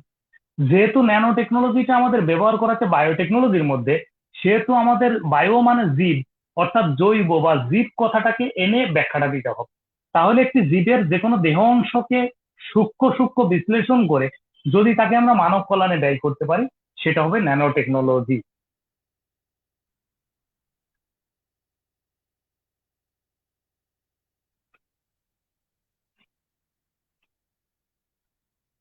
এর উপকারী দিক কি? এর উপকারী দিক হচ্ছে বিভিন্ন রোগের নমুনাকে সূক্ষ্ম বিশ্লেষণ করে বিশ্লেষণ করে রোগের কারণ সম্পর্কে সঠিক জ্ঞান লাভ করে। তাহলে ন্যানো টেকনোলজি দ্বারা এটা করা যায়। 2 নম্বর হচ্ছে উক্ত রোগের জন্য প্রযোজ্য ঔষধ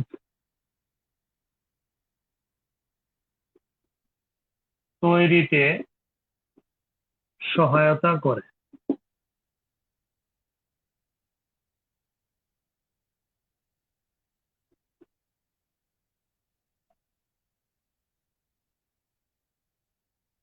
প্রতিটি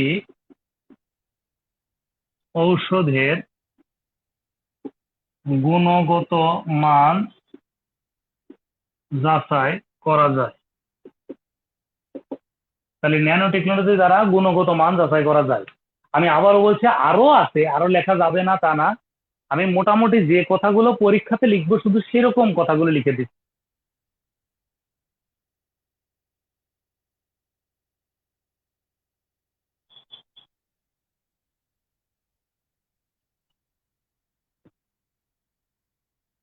আমি তোমাদের একটা গতকালকে একটা কথা বলেছিলাম, আজকে কমেন্ট করতে বলেছিলাম, সেটা হচ্ছে বলেছিলাম যে আমার ক্লাস করার পরে আমার তথ্যগুলো নেওয়ার পরে বিভিন্ন গাইড বই বা শিট বা ইত্যাদি ইত্যাদি যাচাই বাছাই করে দেখার কথা ছিল যে আমার লেখাগুলো তোমাদের কাছে ইজি মনে হয় কিনা, মনে রাখার মতো হয় কিনা, প্রেজেন্টেশন ভালো হয় কিনা, এটা মন্তব্য করা তোমরা কেউ দেখেছো কিনা। এবং আজকে যে প্রশ্নগুলো পড়াচ্ছি প্রশ্নগুলো তোমাদের যাচাই বাছাই করা দরকার, না হলে আমার প্রতি ভালোবাসা তৈরি হবে না। আবারও বলছি, যদি তুমি একটু যাচাই বাছাই করো অন্য স্যারদের বা অন্য গাইডের অন্য পড়ার সাথে, তাহলে একটু হলেও আমার প্রতি ভালোবাসা তৈরি হওয়ার কথা।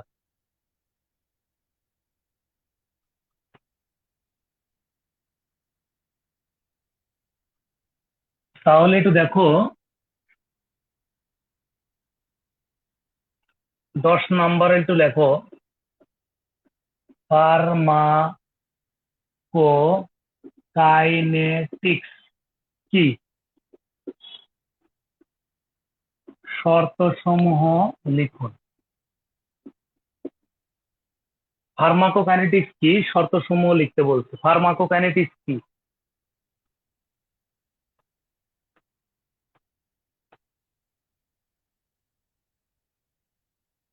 আমি আবারও বলছি, ফার্মাকোলজি মানে কিন্তু শুধু ভেষজ নয়। আর যেহেতু বায়োটেকনোলজি, সব সাবজেক্টের নাম হচ্ছে বায়োটেকনোলজি, বায়ো মানে হচ্ছে বায়োলজি, সেই জন্য এই ক্ষেত্রে ভেষজকে প্রায়োরিটি দিয়েছে।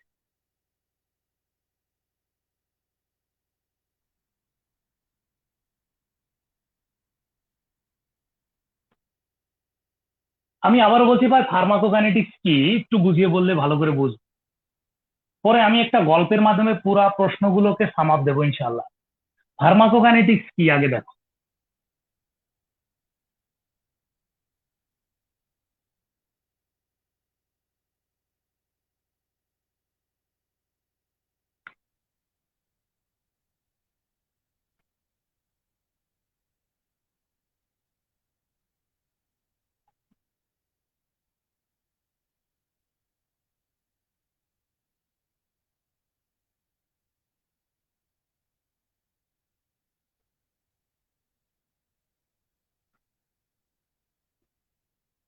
কোনো একজন ব্যক্তির অস্বাভাবিক অবস্থার সৃষ্টি হলে তার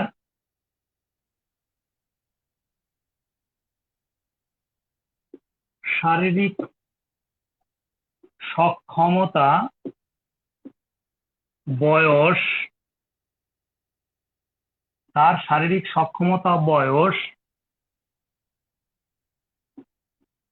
ইত্যাদি বিবেচনা করে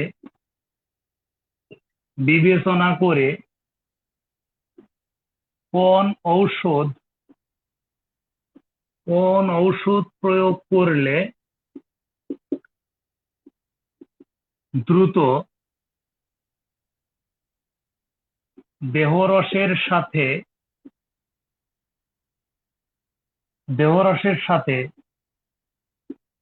ভারসাম্য বজায় রেখে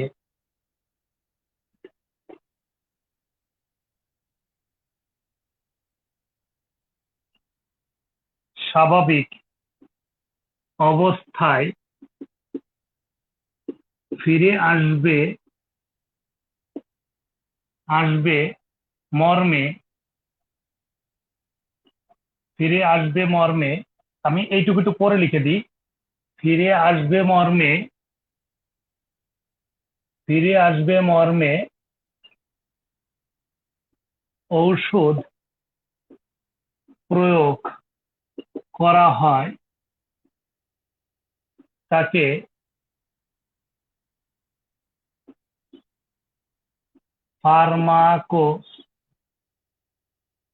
ফার্মাকোকাইনেটিক্স বলে।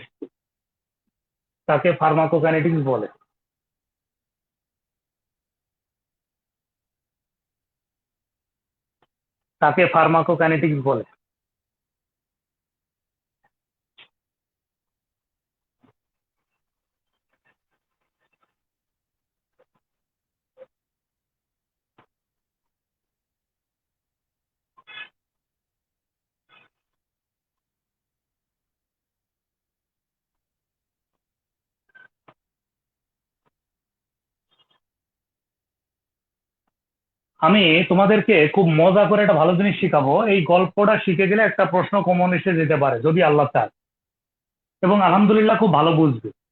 টোটাল লেখা বন্ধ করে ঠিক মনোযোগ দাও আমার দিকে। ধরে নাও আজকে ক্লাস শেষে তুমি বাইরে বেরোলে, খুব মনোযোগ দাও। আজকে শুক্রবার, ক্লাস শেষ করে একটু বাইরে বেরোলে, যদিও লকডাউন, আমি এইসব কথা অ্যাভয়েড করছি, জাস্ট আমি বোঝানোর চেষ্টা করছি যদি পরিবেশ স্বাভাবিক থাকতো তখনের জন্য প্রযোজ্য মনে করো। তুমি একটা রাস্তা দিয়ে চলছো, একটা লোক একটা বই বিক্রি করছে, বইয়ের নাম লেখা আছে এখানে বিভিন্ন ভেষজ উদ্ভিদের নাম, তাদের ব্যবহৃত অংশ এবং কোন কাজ করে কি উপায়ে খেলে দ্রুত সমাধান হবে এই সম্পর্কে একটা বই বিক্রি করলো। তুমি বইটা কিনলে, সুন্দর করে পড়লে, জ্ঞান অর্জন করলে। এটাকে বলা হয় ফার্মাকোলজি। তুমি জ্ঞান অর্জন করার পরে তুমি তোমার বাবাকে বললে, বাবা আমাকে 50 লাখ টাকা দিতে হবে, আমি চাকরি বাকরি করবো না, আমি একটা ফ্যাক্টরি করবো, আমি যে জ্ঞান অর্জন করেছি সেই জ্ঞানটাকে আমি টেকনোলজির মাধ্যমে মানব কল্যাণে ব্যয় করতে চাই। তাহলে তুমি মনে করো জাপান থেকে উন্নত টেকনোলজি এনে তুমি একটি কাজ শুরু করলে, ভালো করে বুঝতে হবে। তাহলে তুমি যে টেকনোলজি ইউজ করলে এটা হলো ন্যানো টেকনোলজি, এবং তুমি ন্যানো টেকনোলজি দিয়ে অনেকগুলো ওষুধ তৈরি করলে। মনোযোগ দাও, একটু ওষুধ তৈরি করলে। ধরো তুমি নিম পাতা দিয়ে রস তৈরি করে সেই রসকে প্রসেসিং করে তুমি ট্যাবলেট, ক্যাপসুল, লিকুইড, এমনকি ইনজেকশন, 4টি অপশন তৈরি করছো। এখন তুমি নিজেই যেহেতু জ্ঞান লাভ করেছো, তুমি একটা চেম্বার করে বসে আছো, তোমার কাছে 4জন রোগী এসেছে।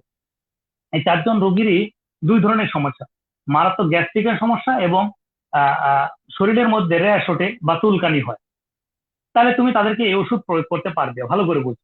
একজনের বয়স হচ্ছে 10 বছর, একজনের বয়স হচ্ছে 18 বছর, একজনের বয়স হচ্ছে 36 বছর, একজনের বয়স হচ্ছে 70 বছর।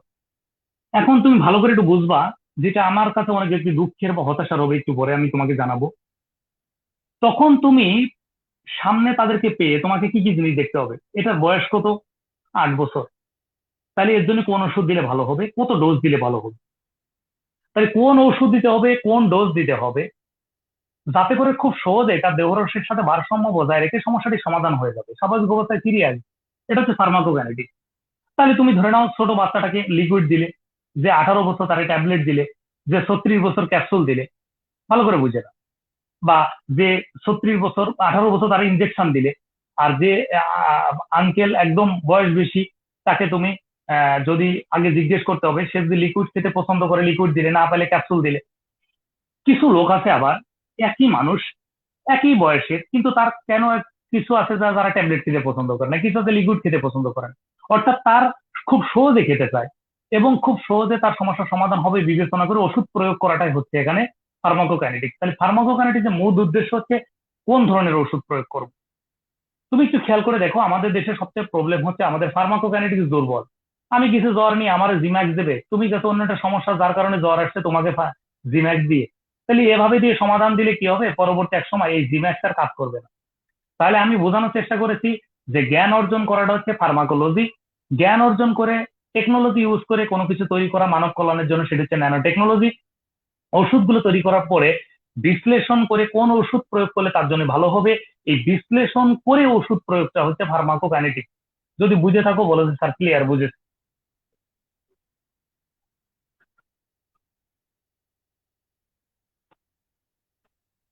ঔষধ সংক্রান্ত বিদ্যা বলা যায়, সেই জন্য আমি বলছি ফার্মাকোকাইনেটিক্স মানে ওষুধ সংক্রান্ত বিদ্যা বলা যায়, আমি ওইটাই বিশ্লেষণ করলাম এতক্ষণ। থ্যাংক ইউ তোমাকে। আমরা শর্তগুলো লিখছি, একটু দেখো। শর্ত, কোন শর্ত দিতে হবে, যে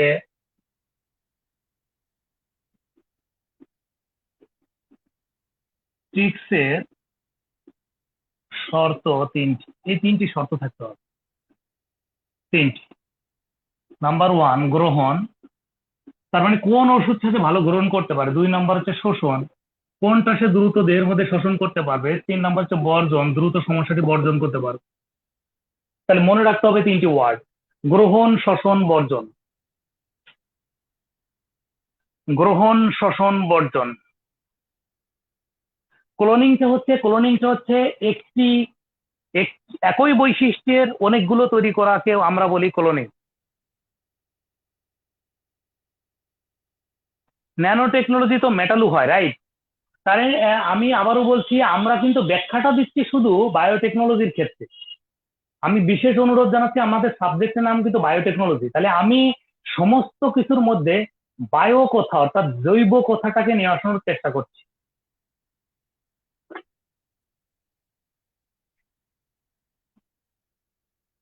11 নম্বর লেখো, 11 নম্বর প্রশ্নটা একটু দেখো, সেটা হচ্ছে কৃষিক্ষেত্রে কৃষিক্ষেত্রে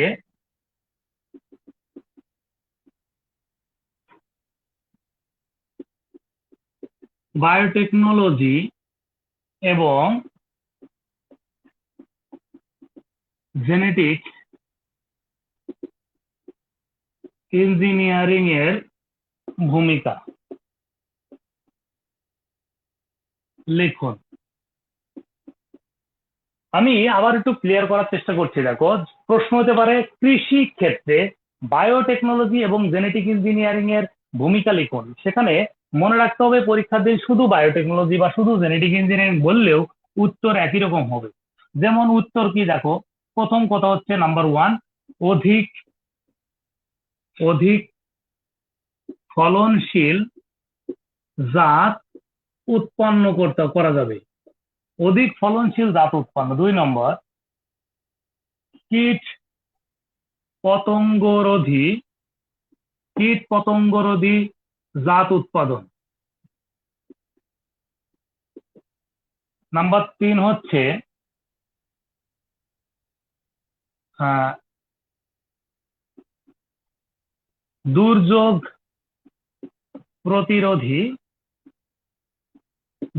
প্রতিরোধী জাত উৎপাদন। একই সময়ে ফসলের ফসলের পরিপক্কতা আসবে এমন জাত উৎপাদন।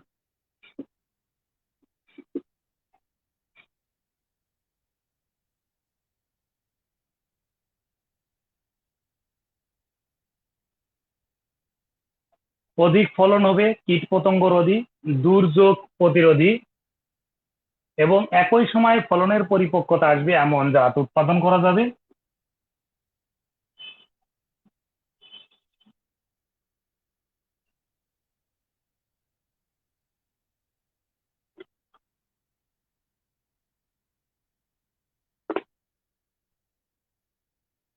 ওষুধের গুণাগুণ সম্পন্ন জাত উৎপাদন। খুব ইম্পর্টেন্ট পয়েন্ট। ওষুধের গুণাগুণ সম্পন্ন জাত উৎপাদন, এটা আমি ব্যাখ্যা দেবো ইনশাল্লাহ। একটু খেয়াল করো, লেখা শেষ করে আমি বলবো, লেখাটা শেষ করি আগে। একটু খেয়াল করো, লেখা বন্ধ করি, একটু বন্ধ করে বুঝলে পরীক্ষাতে লিখে দিয়ে আসতে পারবো। আমার টার্গেট পয়েন্ট হচ্ছে কৃষি ক্ষেত্রে বায়োটেকনোলজি জেনেটিক ইঞ্জিনিয়ারের ভূমিকাটা কি। আগে একই জমিতে যেখানে 20 মণ ধান পেত, বায়োটেকনোলজি জেনেটিক ইঞ্জিনিয়ারিং এমন জাত তৈরি করেছে যেটা লাগালে ডাবল ফসল পেয়ে যাচ্ছে, উন্নত জাত যেটা আমরা বলে থাকি। Number one. নাম্বার টু হচ্ছে আগে এরকম ছিল, অল্প কিছু পতঙ্গ লাগলেই বা আক্রমণ করলেই ফসল নষ্ট হয়ে যেত। সেক্ষেত্রে আমাদের এখন এমন কিছু জাত তৈরি করা হচ্ছে যেগুলোতে পাতায় ধরো তোমার কোনো পতঙ্গ বা কোনো কিছু আক্রমণ করেছে কিন্তু ফসল ফুলে থাকবে, এমন আছে দেখবে পাতা নাই কিন্তু ফল ঝুলে আছে, এরকম কিছু জাত তৈরি করা হচ্ছে। দুই তিন নাম্বার হচ্ছে আমরা কিছু খেয়াল করেছি কিনা জানি না, যে সকল এলাকায় প্রচুর বন্যা হয় সেখানে বন্যাতে যাতে টেকসই মানের কিছু জাত তৈরি করা হচ্ছে ধান। আমরা জেনে থাকবো এই ধানটা আমরা জানি কিনা, যে এমন একটা জাত তৈরি করা হয়েছে যদি তোমার পানি যতটুকু উঠবে ধান তার থেকে বড় হবে। মনে করো পানি বেড়ে যাবে, ধানও আস্তে আস্তে বড় হবে, পানি আরো বেড়ে যাবে, ধান বড় হবে, পানি বাড়বে না, ধান ওই পরিমাণে থাকবে, অর্থাৎ পানির সাথে সাথে ধানের গ্রোথ হবে, এরকম জাত তৈরি করা হয়েছে। সবচেয়ে ইম্পর্টেন্ট কথা হচ্ছে যেটা, কিছু কিছু সময় আমরা গ্রামে দেখতে পাই, একটু জানি কিনা জানি না, যে তুমি 5টা জমিতে ধান লাগিয়েছো, মাঝখানে একটা জমি পেকে গেছে, বাকিগুলো কাঁচা রয়ে গেছে, ওই ধানটা তুমি কাটতেও পারছো না, আনতেও পারছো না, সমস্যা হচ্ছে। তখন বিজ্ঞান এমন প্রযুক্তি দ্বারা তৈরি করেছে ওই জায়গাটা যতগুলো সম্পদ তোমার আছে সবগুলো একই সাথে পরিপক্কতা হবে, সহজ করে কেটে নিয়ে আসতে পারবে। মজার বিষয় হচ্ছে ঔষধি জাত তৈরি করার মানে হলো, তোমরা জানো যে অনেক বাচ্চারা বিভিন্ন সময় ওষুধ খেতে চায় না। বায়োটেকনোলজি জেনেটিক ইঞ্জিনিয়ারিং এমন একটি প্রযুক্তি বের করেছে যা আমের একটি জাত তৈরি করবে, সেই আমের মধ্যে ঔষধ অর্থাৎ প্যারাসিটামলের কাজ করবে এমন একটি জাত তৈরি করে দেওয়া হবে। তোমার জ্বর হয়েছে, এক পিস আম কেটে খাওয়া দেবে, তোমার সেখানে তার জ্বর সেরে যাবে। কারণ আমরা এমন সময় জানি যে বাচ্চারা তো ওষুধ খেতেই চায় না, সেক্ষেত্রে এই আম দিলে সে ইজিলি খাবে এবং খেলে তার জ্বরটা সেরে যাবে। এমন একটা জাত আম বানানো হবে যে কাশি সেরে যাবে। তাহলে এরকম বিষয়গুলো তৈরি করার জন্য ও অনেক কাজ করে যাচ্ছে হচ্ছে বায়োটেকনোলজি এবং জেনেটিক ইঞ্জিনিয়ারিং।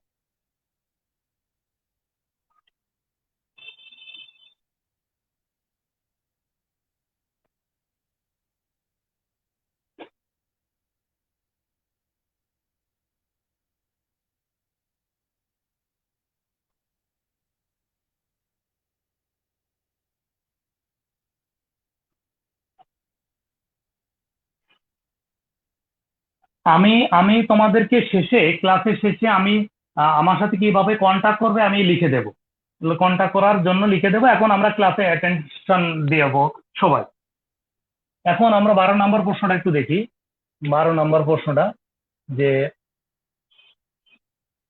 ঔষধ শিল্পে ঔষধ শিল্পে ঔষধ শিল্পে বায়োটেকনোলজি জেনারেটরের ভূমিকা কি?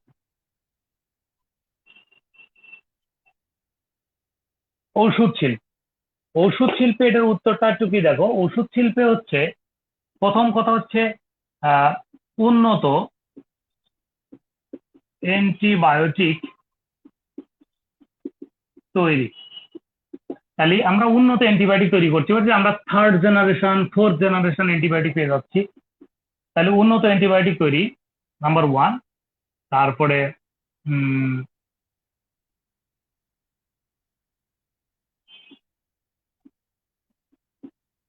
উন্নত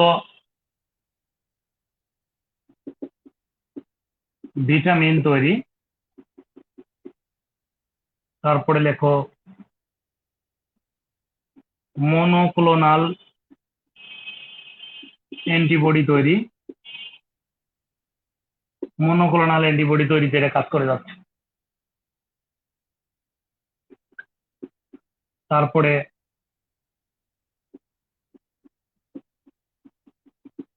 উন্নত ভ্যাকসিন তৈরি করে যাচ্ছে। আমরা সবাই জেনে থাকবো অ্যান্টিবায়োটিক প্রতিনিয়ত আপডেট হচ্ছে, এটা আমরা জানি। ভিটামিন, খুব উন্নত উন্নত ভিটামিন তৈরি হচ্ছে, কম্বাইন্ড ভিটামিন তৈরি হচ্ছে। মনোক্লোনাল অ্যান্টিবডি সম্পর্কে একটু ধারণা দিই, অনেকে বুঝতে নাও পারো। মনোক্লোনাল অ্যান্টিবডি হচ্ছে, তুমি মনে করো একটা সুস্থ মানুষ, তোমার সবকিছু ঠিক আছে, কিন্তু একটা বিষয় দুর্বল আছে। ধরে নাও তোমার বৃষ্টির পানি মাথায় লাগলেই ঠান্ডা লেগে যায়।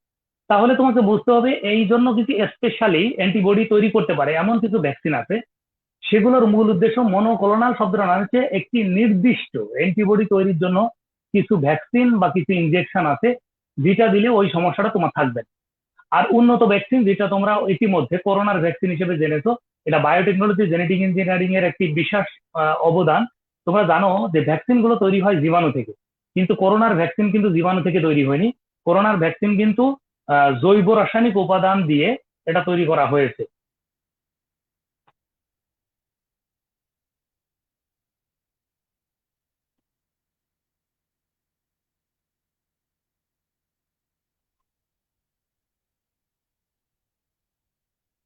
তাহলে এটা আমাদের গেল। এরপরে 13 নম্বর একটু লেখো। 13 নম্বর প্রশ্নটি হচ্ছে, একটু খেয়াল করো ভাই, 13 নম্বর প্রশ্নটি হচ্ছে, আহ 13 নম্বর প্রশ্নটি হচ্ছে আহ দুগ্ধ শিল্পে, দুগ্ধ শিল্পে বায়োটেকনোলজির ভূমিকা। দুগ্ধ শিল্প, নাম্বার 1,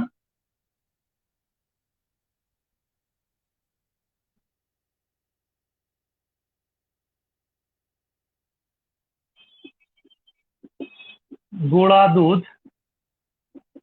কৌটাজাতকরণ করে পরবর্তীতে ব্যবহার, বা তরল দুধকে নির্দিষ্ট সময় সংরক্ষণ। 3 নম্বর লেখো দধি তৈরি করা। 4 নম্বর ঘি তৈরি। 5 নম্বর মাখন তৈরি। 6 নম্বর হচ্ছে পনির তৈরি, ইত্যাদি আমরা এগুলো করতে পারি।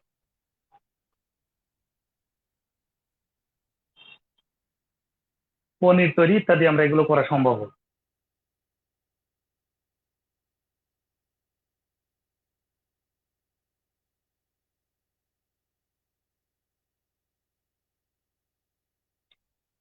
তাহলে আমাদের একটু দেখো 14 নম্বর প্রশ্নটা একটু দেখো। 14 নম্বর প্রশ্নটা একটু দেখো। জিন জেনেটিক জেনেটিক ডিসঅর্ডার কি? জেনেটিক ডিসঅর্ডার কি?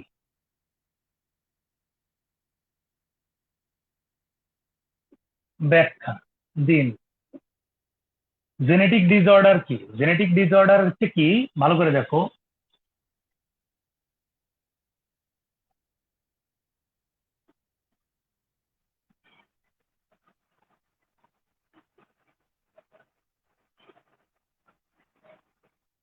কোন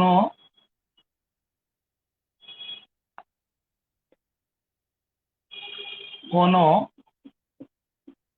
ডিএনএ এর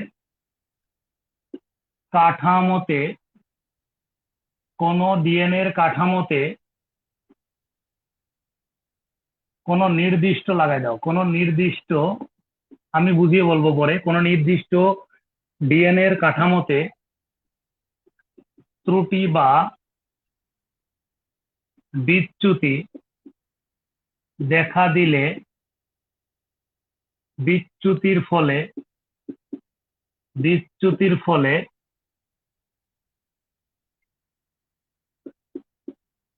জীবদেহে কোনো অস্বাভাবিক অবস্থার সৃষ্টি হলে তাকে জেনেটিক ডিসঅর্ডার বলে। তাকে জেনেটিক ডিসঅর্ডার বলে। কোনো নির্দিষ্ট ডিএনএ কাঠামোতে ত্রুটি বা বিচ্যুতির ফলে যে জীবদেহে কোনো অস্বাভাবিক অবস্থার সৃষ্টি হয় তাকে আমরা বলি জেনেটিক ডিসঅর্ডার। জেনেটিক ডিসঅর্ডার আমি তোমাদেরকে একটু বুঝিয়ে বলছি, একটু ভালো করে বোঝো। আমি তোমাদের একে ব্যাখ্যা দিয়ে দেবো।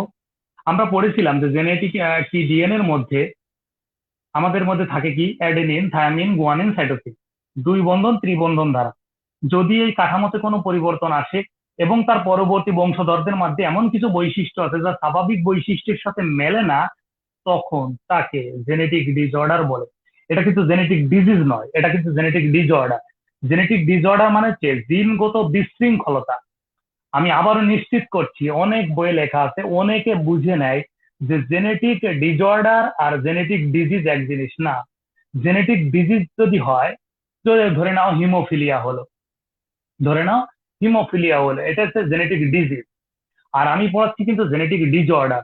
ধরে নাও এমন একটা জেনেটিক জিনগত বিচ্যুতির কারণে একটা লোকে সারা গেয়ে ছাগলের মতো লোম উঠছে, একদম পুরা ছাগলের মতো লোম উঠছে। তোমরা ন্যাশনাল জিওগ্রাফিক চ্যানেল গুলো দেখে দেখতে পাবে যে একটা মানুষ, পুরুষ মানুষ, তার সারা গায়ে একদম ছাগল বা ভেড়ার মতো লোম উঠেছে। কিছুদিন পর পর এগুলো ফিনিশিং দিয়ে আসে, আবার ওঠে। এটা হচ্ছে একটা জেনেটিক ডিসঅর্ডার। এটা কিন্তু দ্বারা তার যে বড় ধরনের কোনো রোগ হচ্ছে তাও না, বেঁচে থাকতে সমস্যা হচ্ছে তাও না, সন্তান ধারণ, বিবাহ বা অন্য কার্যক্রম করতে কোনো সমস্যা হচ্ছে তাও না। এটা হচ্ছে জেনেটিক ডিসঅর্ডার। আর জেনেটিক ডিজিজ হচ্ছে যেটা একটা রোগ, এই রোগের কারণে ট্রিটমেন্ট না করলে মৃত্যুর হুমকি রয়ে যায়, সেটা হলো ডিজিজ। তাহলে জেনেটিক যেমন একজন মানুষের, যেমন একজন মানুষের সারা দেহে লোম ওঠা, একজন মানুষের সারা দেহে লোম ওঠা হচ্ছে জেনেটিক জেনেটিক ডিসঅর্ডার। অথবা কান একটু বাঁকানো হলো, ঠোঁট একটু উল্টানো হলো, হ্যাঁ, তারপরে লেখো ঠোঁট উল্টানো, ঠোঁট উল্টানো, এগুলো সব হচ্ছে জেনেটিক ডিসঅর্ডার। এখন লেখো 16 নম্বরে লেখো gene therapy. Gene therapy,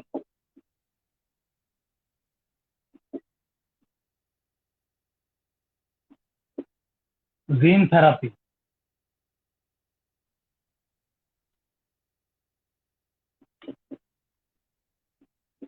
gene therapy, দ্রুত লেখো জিন থেরাপি।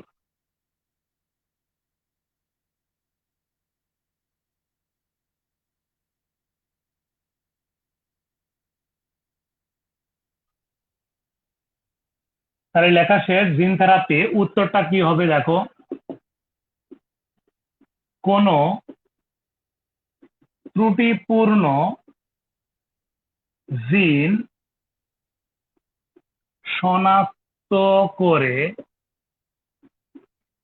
সমবৈশিষ্ট্যের সমবৈশিষ্ট্যের একটি স্বাভাবিক জিন দ্বারা প্রতিস্থাপন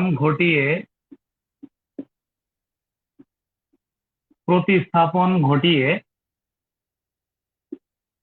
উক্ত সমস্যাটির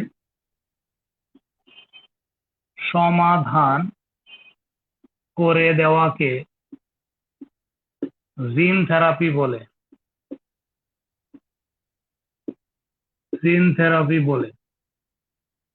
তাহলে যে জিনটা সমস্যা হয়েছিল, যার কারণে এই যে তোমার গায়ে সারা দেহে পশম উঠছিল বা যে কোনো সমস্যা দেখা দিয়েছিল, সেই জিনটি শনাক্ত করে তুমি যদি একটি ভালো সুস্থ জিন দ্বারা প্রতিস্থাপন ঘটিয়ে সমস্যাটি সমাধান করে দাও, তাকে জিন থেরাপি বলে।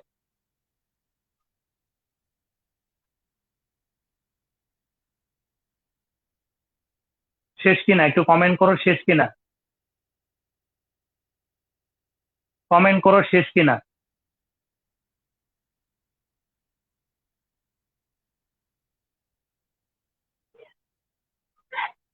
শেষ করো, এটা শেষ কিনা।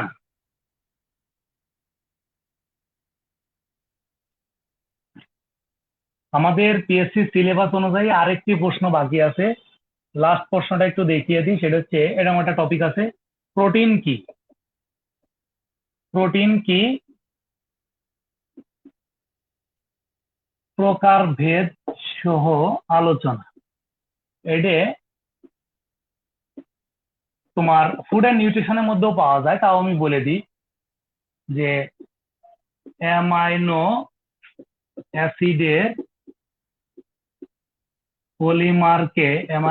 পলিমারকে প্রোটিন বলে, প্রথম কথা। 2 নম্বর হচ্ছে দেখো গঠন উপাদান। প্রোটিনের গঠন উপাদান হচ্ছে কার্বন, হাইড্রোজেন, অক্সিজেন এবং নাইট্রোজেন। গঠন উপাদান। কাজ, নাম্বার 1 দেহ গঠন করে। আমরা ফুড এন্ড নিউট্রিশন থেকে এটা করে নিতে পারবো প্রোটিনের কাজগুলো। দেহ গঠন করে, দেহের ভারসাম্য বজায় রাখে,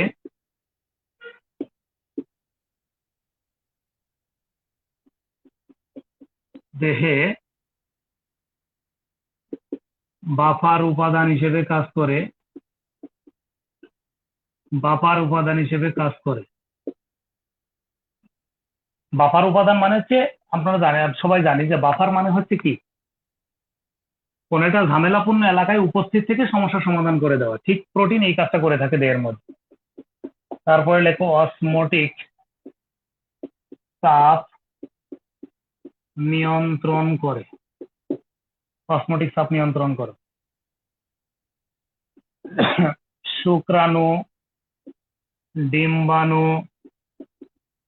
তৈরিতে সহায়তা করে। শুক্রাণু ডিম্বাণু তৈরিতে সহায়তা করে।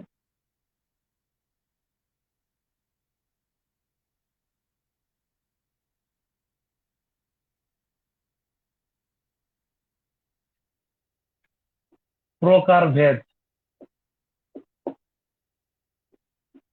3 প্রকার। নাম্বার 1 সরল প্রোটিন, যাতে আমরা বলি সিম্পল প্রোটিন। 2 নম্বর হচ্ছে সংযুক্ত প্রোটিন। আর 3 নম্বর হচ্ছে উৎপাদিত প্রোটিন।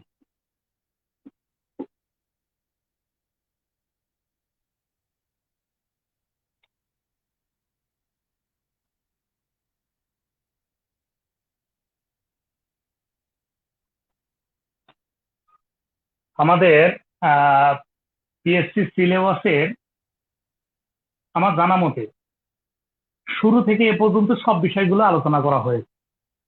আমি একটা বাড়তি প্রশ্ন পড়িয়ে শেষ করব, একটা বাড়তি প্রশ্ন পড়াবো, সেটা হচ্ছে মনে হলো যে পড়ানো উচিত, সেই জন্য বলছি। প্রোটিন সংশ্লেষণ কি?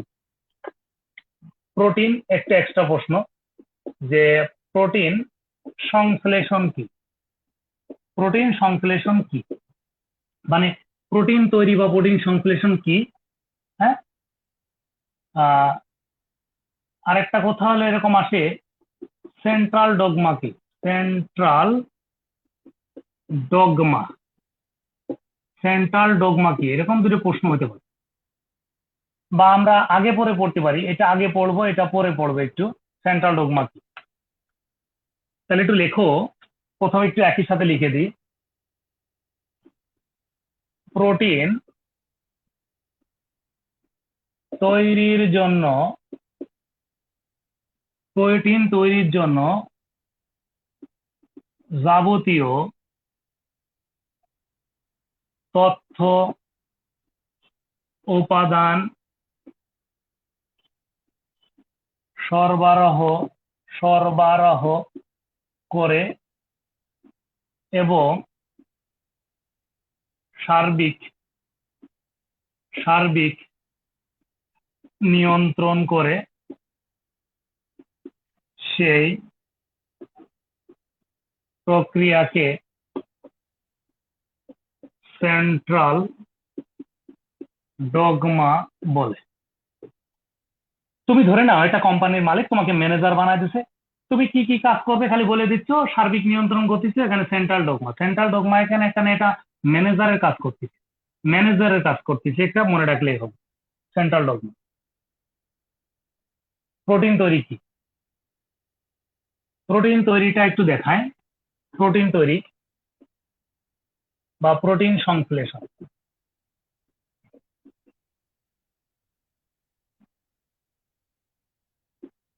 যে প্রক্রিয়ায় প্রোটিন তৈরি হয় তাকে প্রোটিন সংশ্লেষণ বলে। এটি 2 ধাপে সম্পন্ন হয়। এক, ট্রান্সক্রিপশন, ট্রান্সক্রিপশন একটু গ্যাপ দিয়ে লিখলাম 2, ট্রান্সলেশন, ট্রান্সলেশন এটা হলো ট্রান্সক্রিপশন, এটা ট্রান্সলেশন। ট্রান্সক্রিপশনটা কি একটু দেখো, ডিএনএ থেকে এমআরএনএ তৈরি করে, আর এমআরএনএ থেকে প্রোটিন তৈরি করে। একটু খেয়াল করো, তাহলে আমার এখানে 2টা জিনিস শেখা হয়ে যাচ্ছে। যদি কখনো আসে ট্রান্সক্রিপশন কি, তুমি বলবা একটি নির্দিষ্ট ডিএনএ থেকে এমআরএনএ তৈরির প্রক্রিয়ার নাম হলো ট্রান্সক্রিপশন। আর তুমি বলবা ট্রান্সলেশন কি, তুমি তখন অ্যান্সার দিয়ে আসবা এমআরএনএ থেকে প্রোটিন তৈরির প্রক্রিয়াকে বলা হয় ট্রান্সলেশন। আমি আবারও বলেছি, শুধু এরকম প্রশ্ন আসতে পারে যে সেন্ট্রাল ডগমা, ট্রান্সক্রিপশন এবং ট্রান্সলেশন কি, হাফ হাফ করে 1.5 নাম্বার। তখন তুমি বলবা একটি ডিএনএ থেকে এমআরএনএ তৈরির প্রক্রিয়া হচ্ছে ট্রান্সক্রিপশন, আর এমআরএনএ থেকে প্রোটিন তৈরির প্রক্রিয়াটি হচ্ছে ট্রান্সলেশন।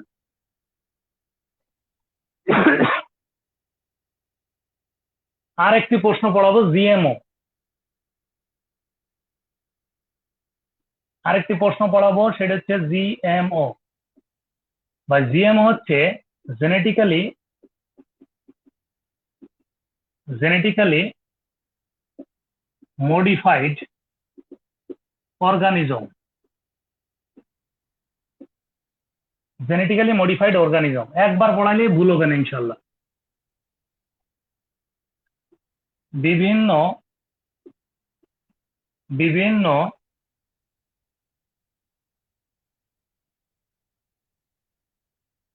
বিভিন্ন উদ্ভিদের দেহ বা দেহাংশকে প্রয়োজন অনুসারে সংগ্রহ করে জিনগত বিশ্লেষণ করে মানুষের জন্য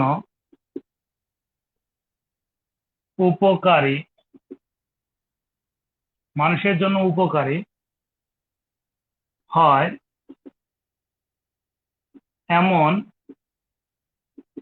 অংশ সংগ্রহ ও সংরক্ষণ করাকে জিএমও বলে। আমি তোমাদের ভালো করে বুঝালে, একটা উদাহরণ দিলে আর কোনোদিন ভুলবা না, একটু মনোযোগ দিয়ে শোনো।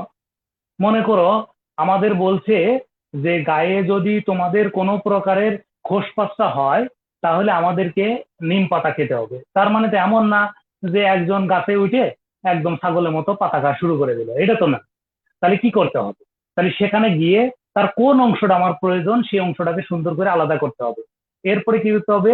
জিনগত বিশ্লেষণ, ওই যে জেনেটিক্যালি মডিফাইড, জিনগত বিশ্লেষণ করতে হবে। বিশ্লেষণ করে কোনটা আমাদের জন্য উপকারী সেই অংশটাকে সংরক্ষণ করাকে বলা হয় জিএমও। আরেকটি জিনিস পড়িয়ে দিই সংশ্লিষ্ট, সেটা হচ্ছে জিএমএফ। জিএমএফ মানে জেনেটিক্যালি মডিফাইড ফুড।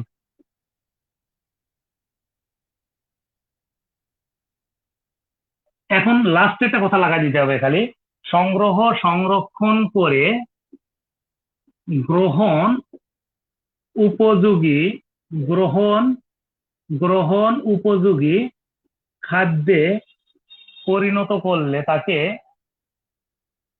পরিণত করলে তাকে জিএমএফ বলে।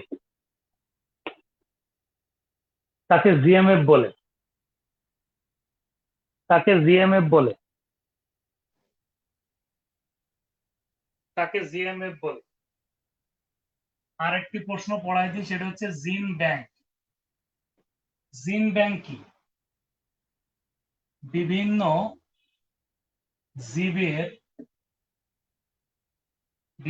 জীবের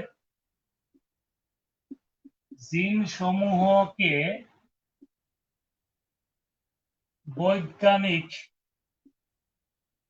পদ্ধতিতে সংগ্রহ ও সংরক্ষণ করাকে জিন ব্যাংক বলে। জিন ব্যাংক মানে কি? জিন ব্যাংক মানে আমাদের যেমন বাংলাদেশ ব্যাংক, সোনালী ব্যাংক, এরকম একটা জিনের ব্যাংক, সব জিন গুলোকে এনে জমা করে দাও, সেটা হচ্ছে জিন ব্যাংক। আসলে জিন কি? জিন হচ্ছে, ভালো করে দেখো, জিন হচ্ছে, এটা হলো জিন। এটা কি? জিন, ATGC, এটা হলো জিন। মনে রাখবা, জিন হচ্ছে, জিন হলো ডিএনএ এর একটি নির্দিষ্ট খণ্ডাংশ। এটা হলো জিন। জিন হচ্ছে ডিএনএ এর একটি নির্দিষ্ট খণ্ডাংশ। এরকম অসংখ্য জিন এক জায়গায় সংগ্রহ করা হচ্ছে জিন ব্যাংক। এরকম অসংখ্য জিন সংগ্রহ করা হচ্ছে জিন ব্যাংক। ক্লিয়ার কিনা? জিন ব্যাংক ক্লিয়ার কিনা একটু বলো। জিন ব্যাংক।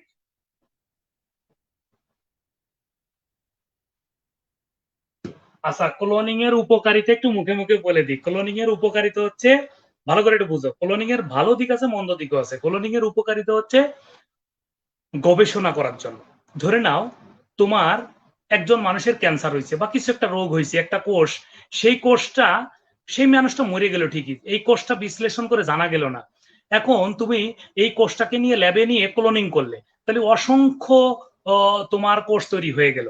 তাহলে কি করে? এটা গবেষণা করার সুযোগ পাবে। তাহলে ক্লোনিং এর উপকারিতা হচ্ছে, লাস্ট একজন বলেছে, এটি শেষ করে দিন, মন খারাপ হবে। সেটা ক্লোনিং এর উপকারিতা। ক্লোনিং এর উপকারিতা হলো, এক হচ্ছে গবেষণা ক্ষেত্রে, সবচেয়ে ইম্পর্টেন্ট হচ্ছে গবেষণা ক্ষেত্রে। 2 নম্বর হচ্ছে চিকিৎসা ক্ষেত্রে। তারপরে গবেষণা ক্ষেত্রে এবং চিকিৎসা ক্ষেত্রে। প্রথম সবচেয়ে ইম্পর্টেন্ট হচ্ছে ক্লোনিং এর গবেষণা ক্ষেত্রে, চিকিৎসা ক্ষেত্রে।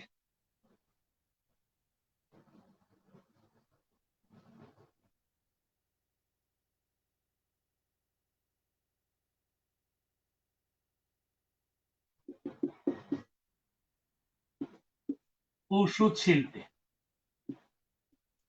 আমি একটু উদাহরণ দিচ্ছি, আমরা এখানে শেষ করব, মনোযোগ দাও। গবেষণা করার জন্য কেন বললাম?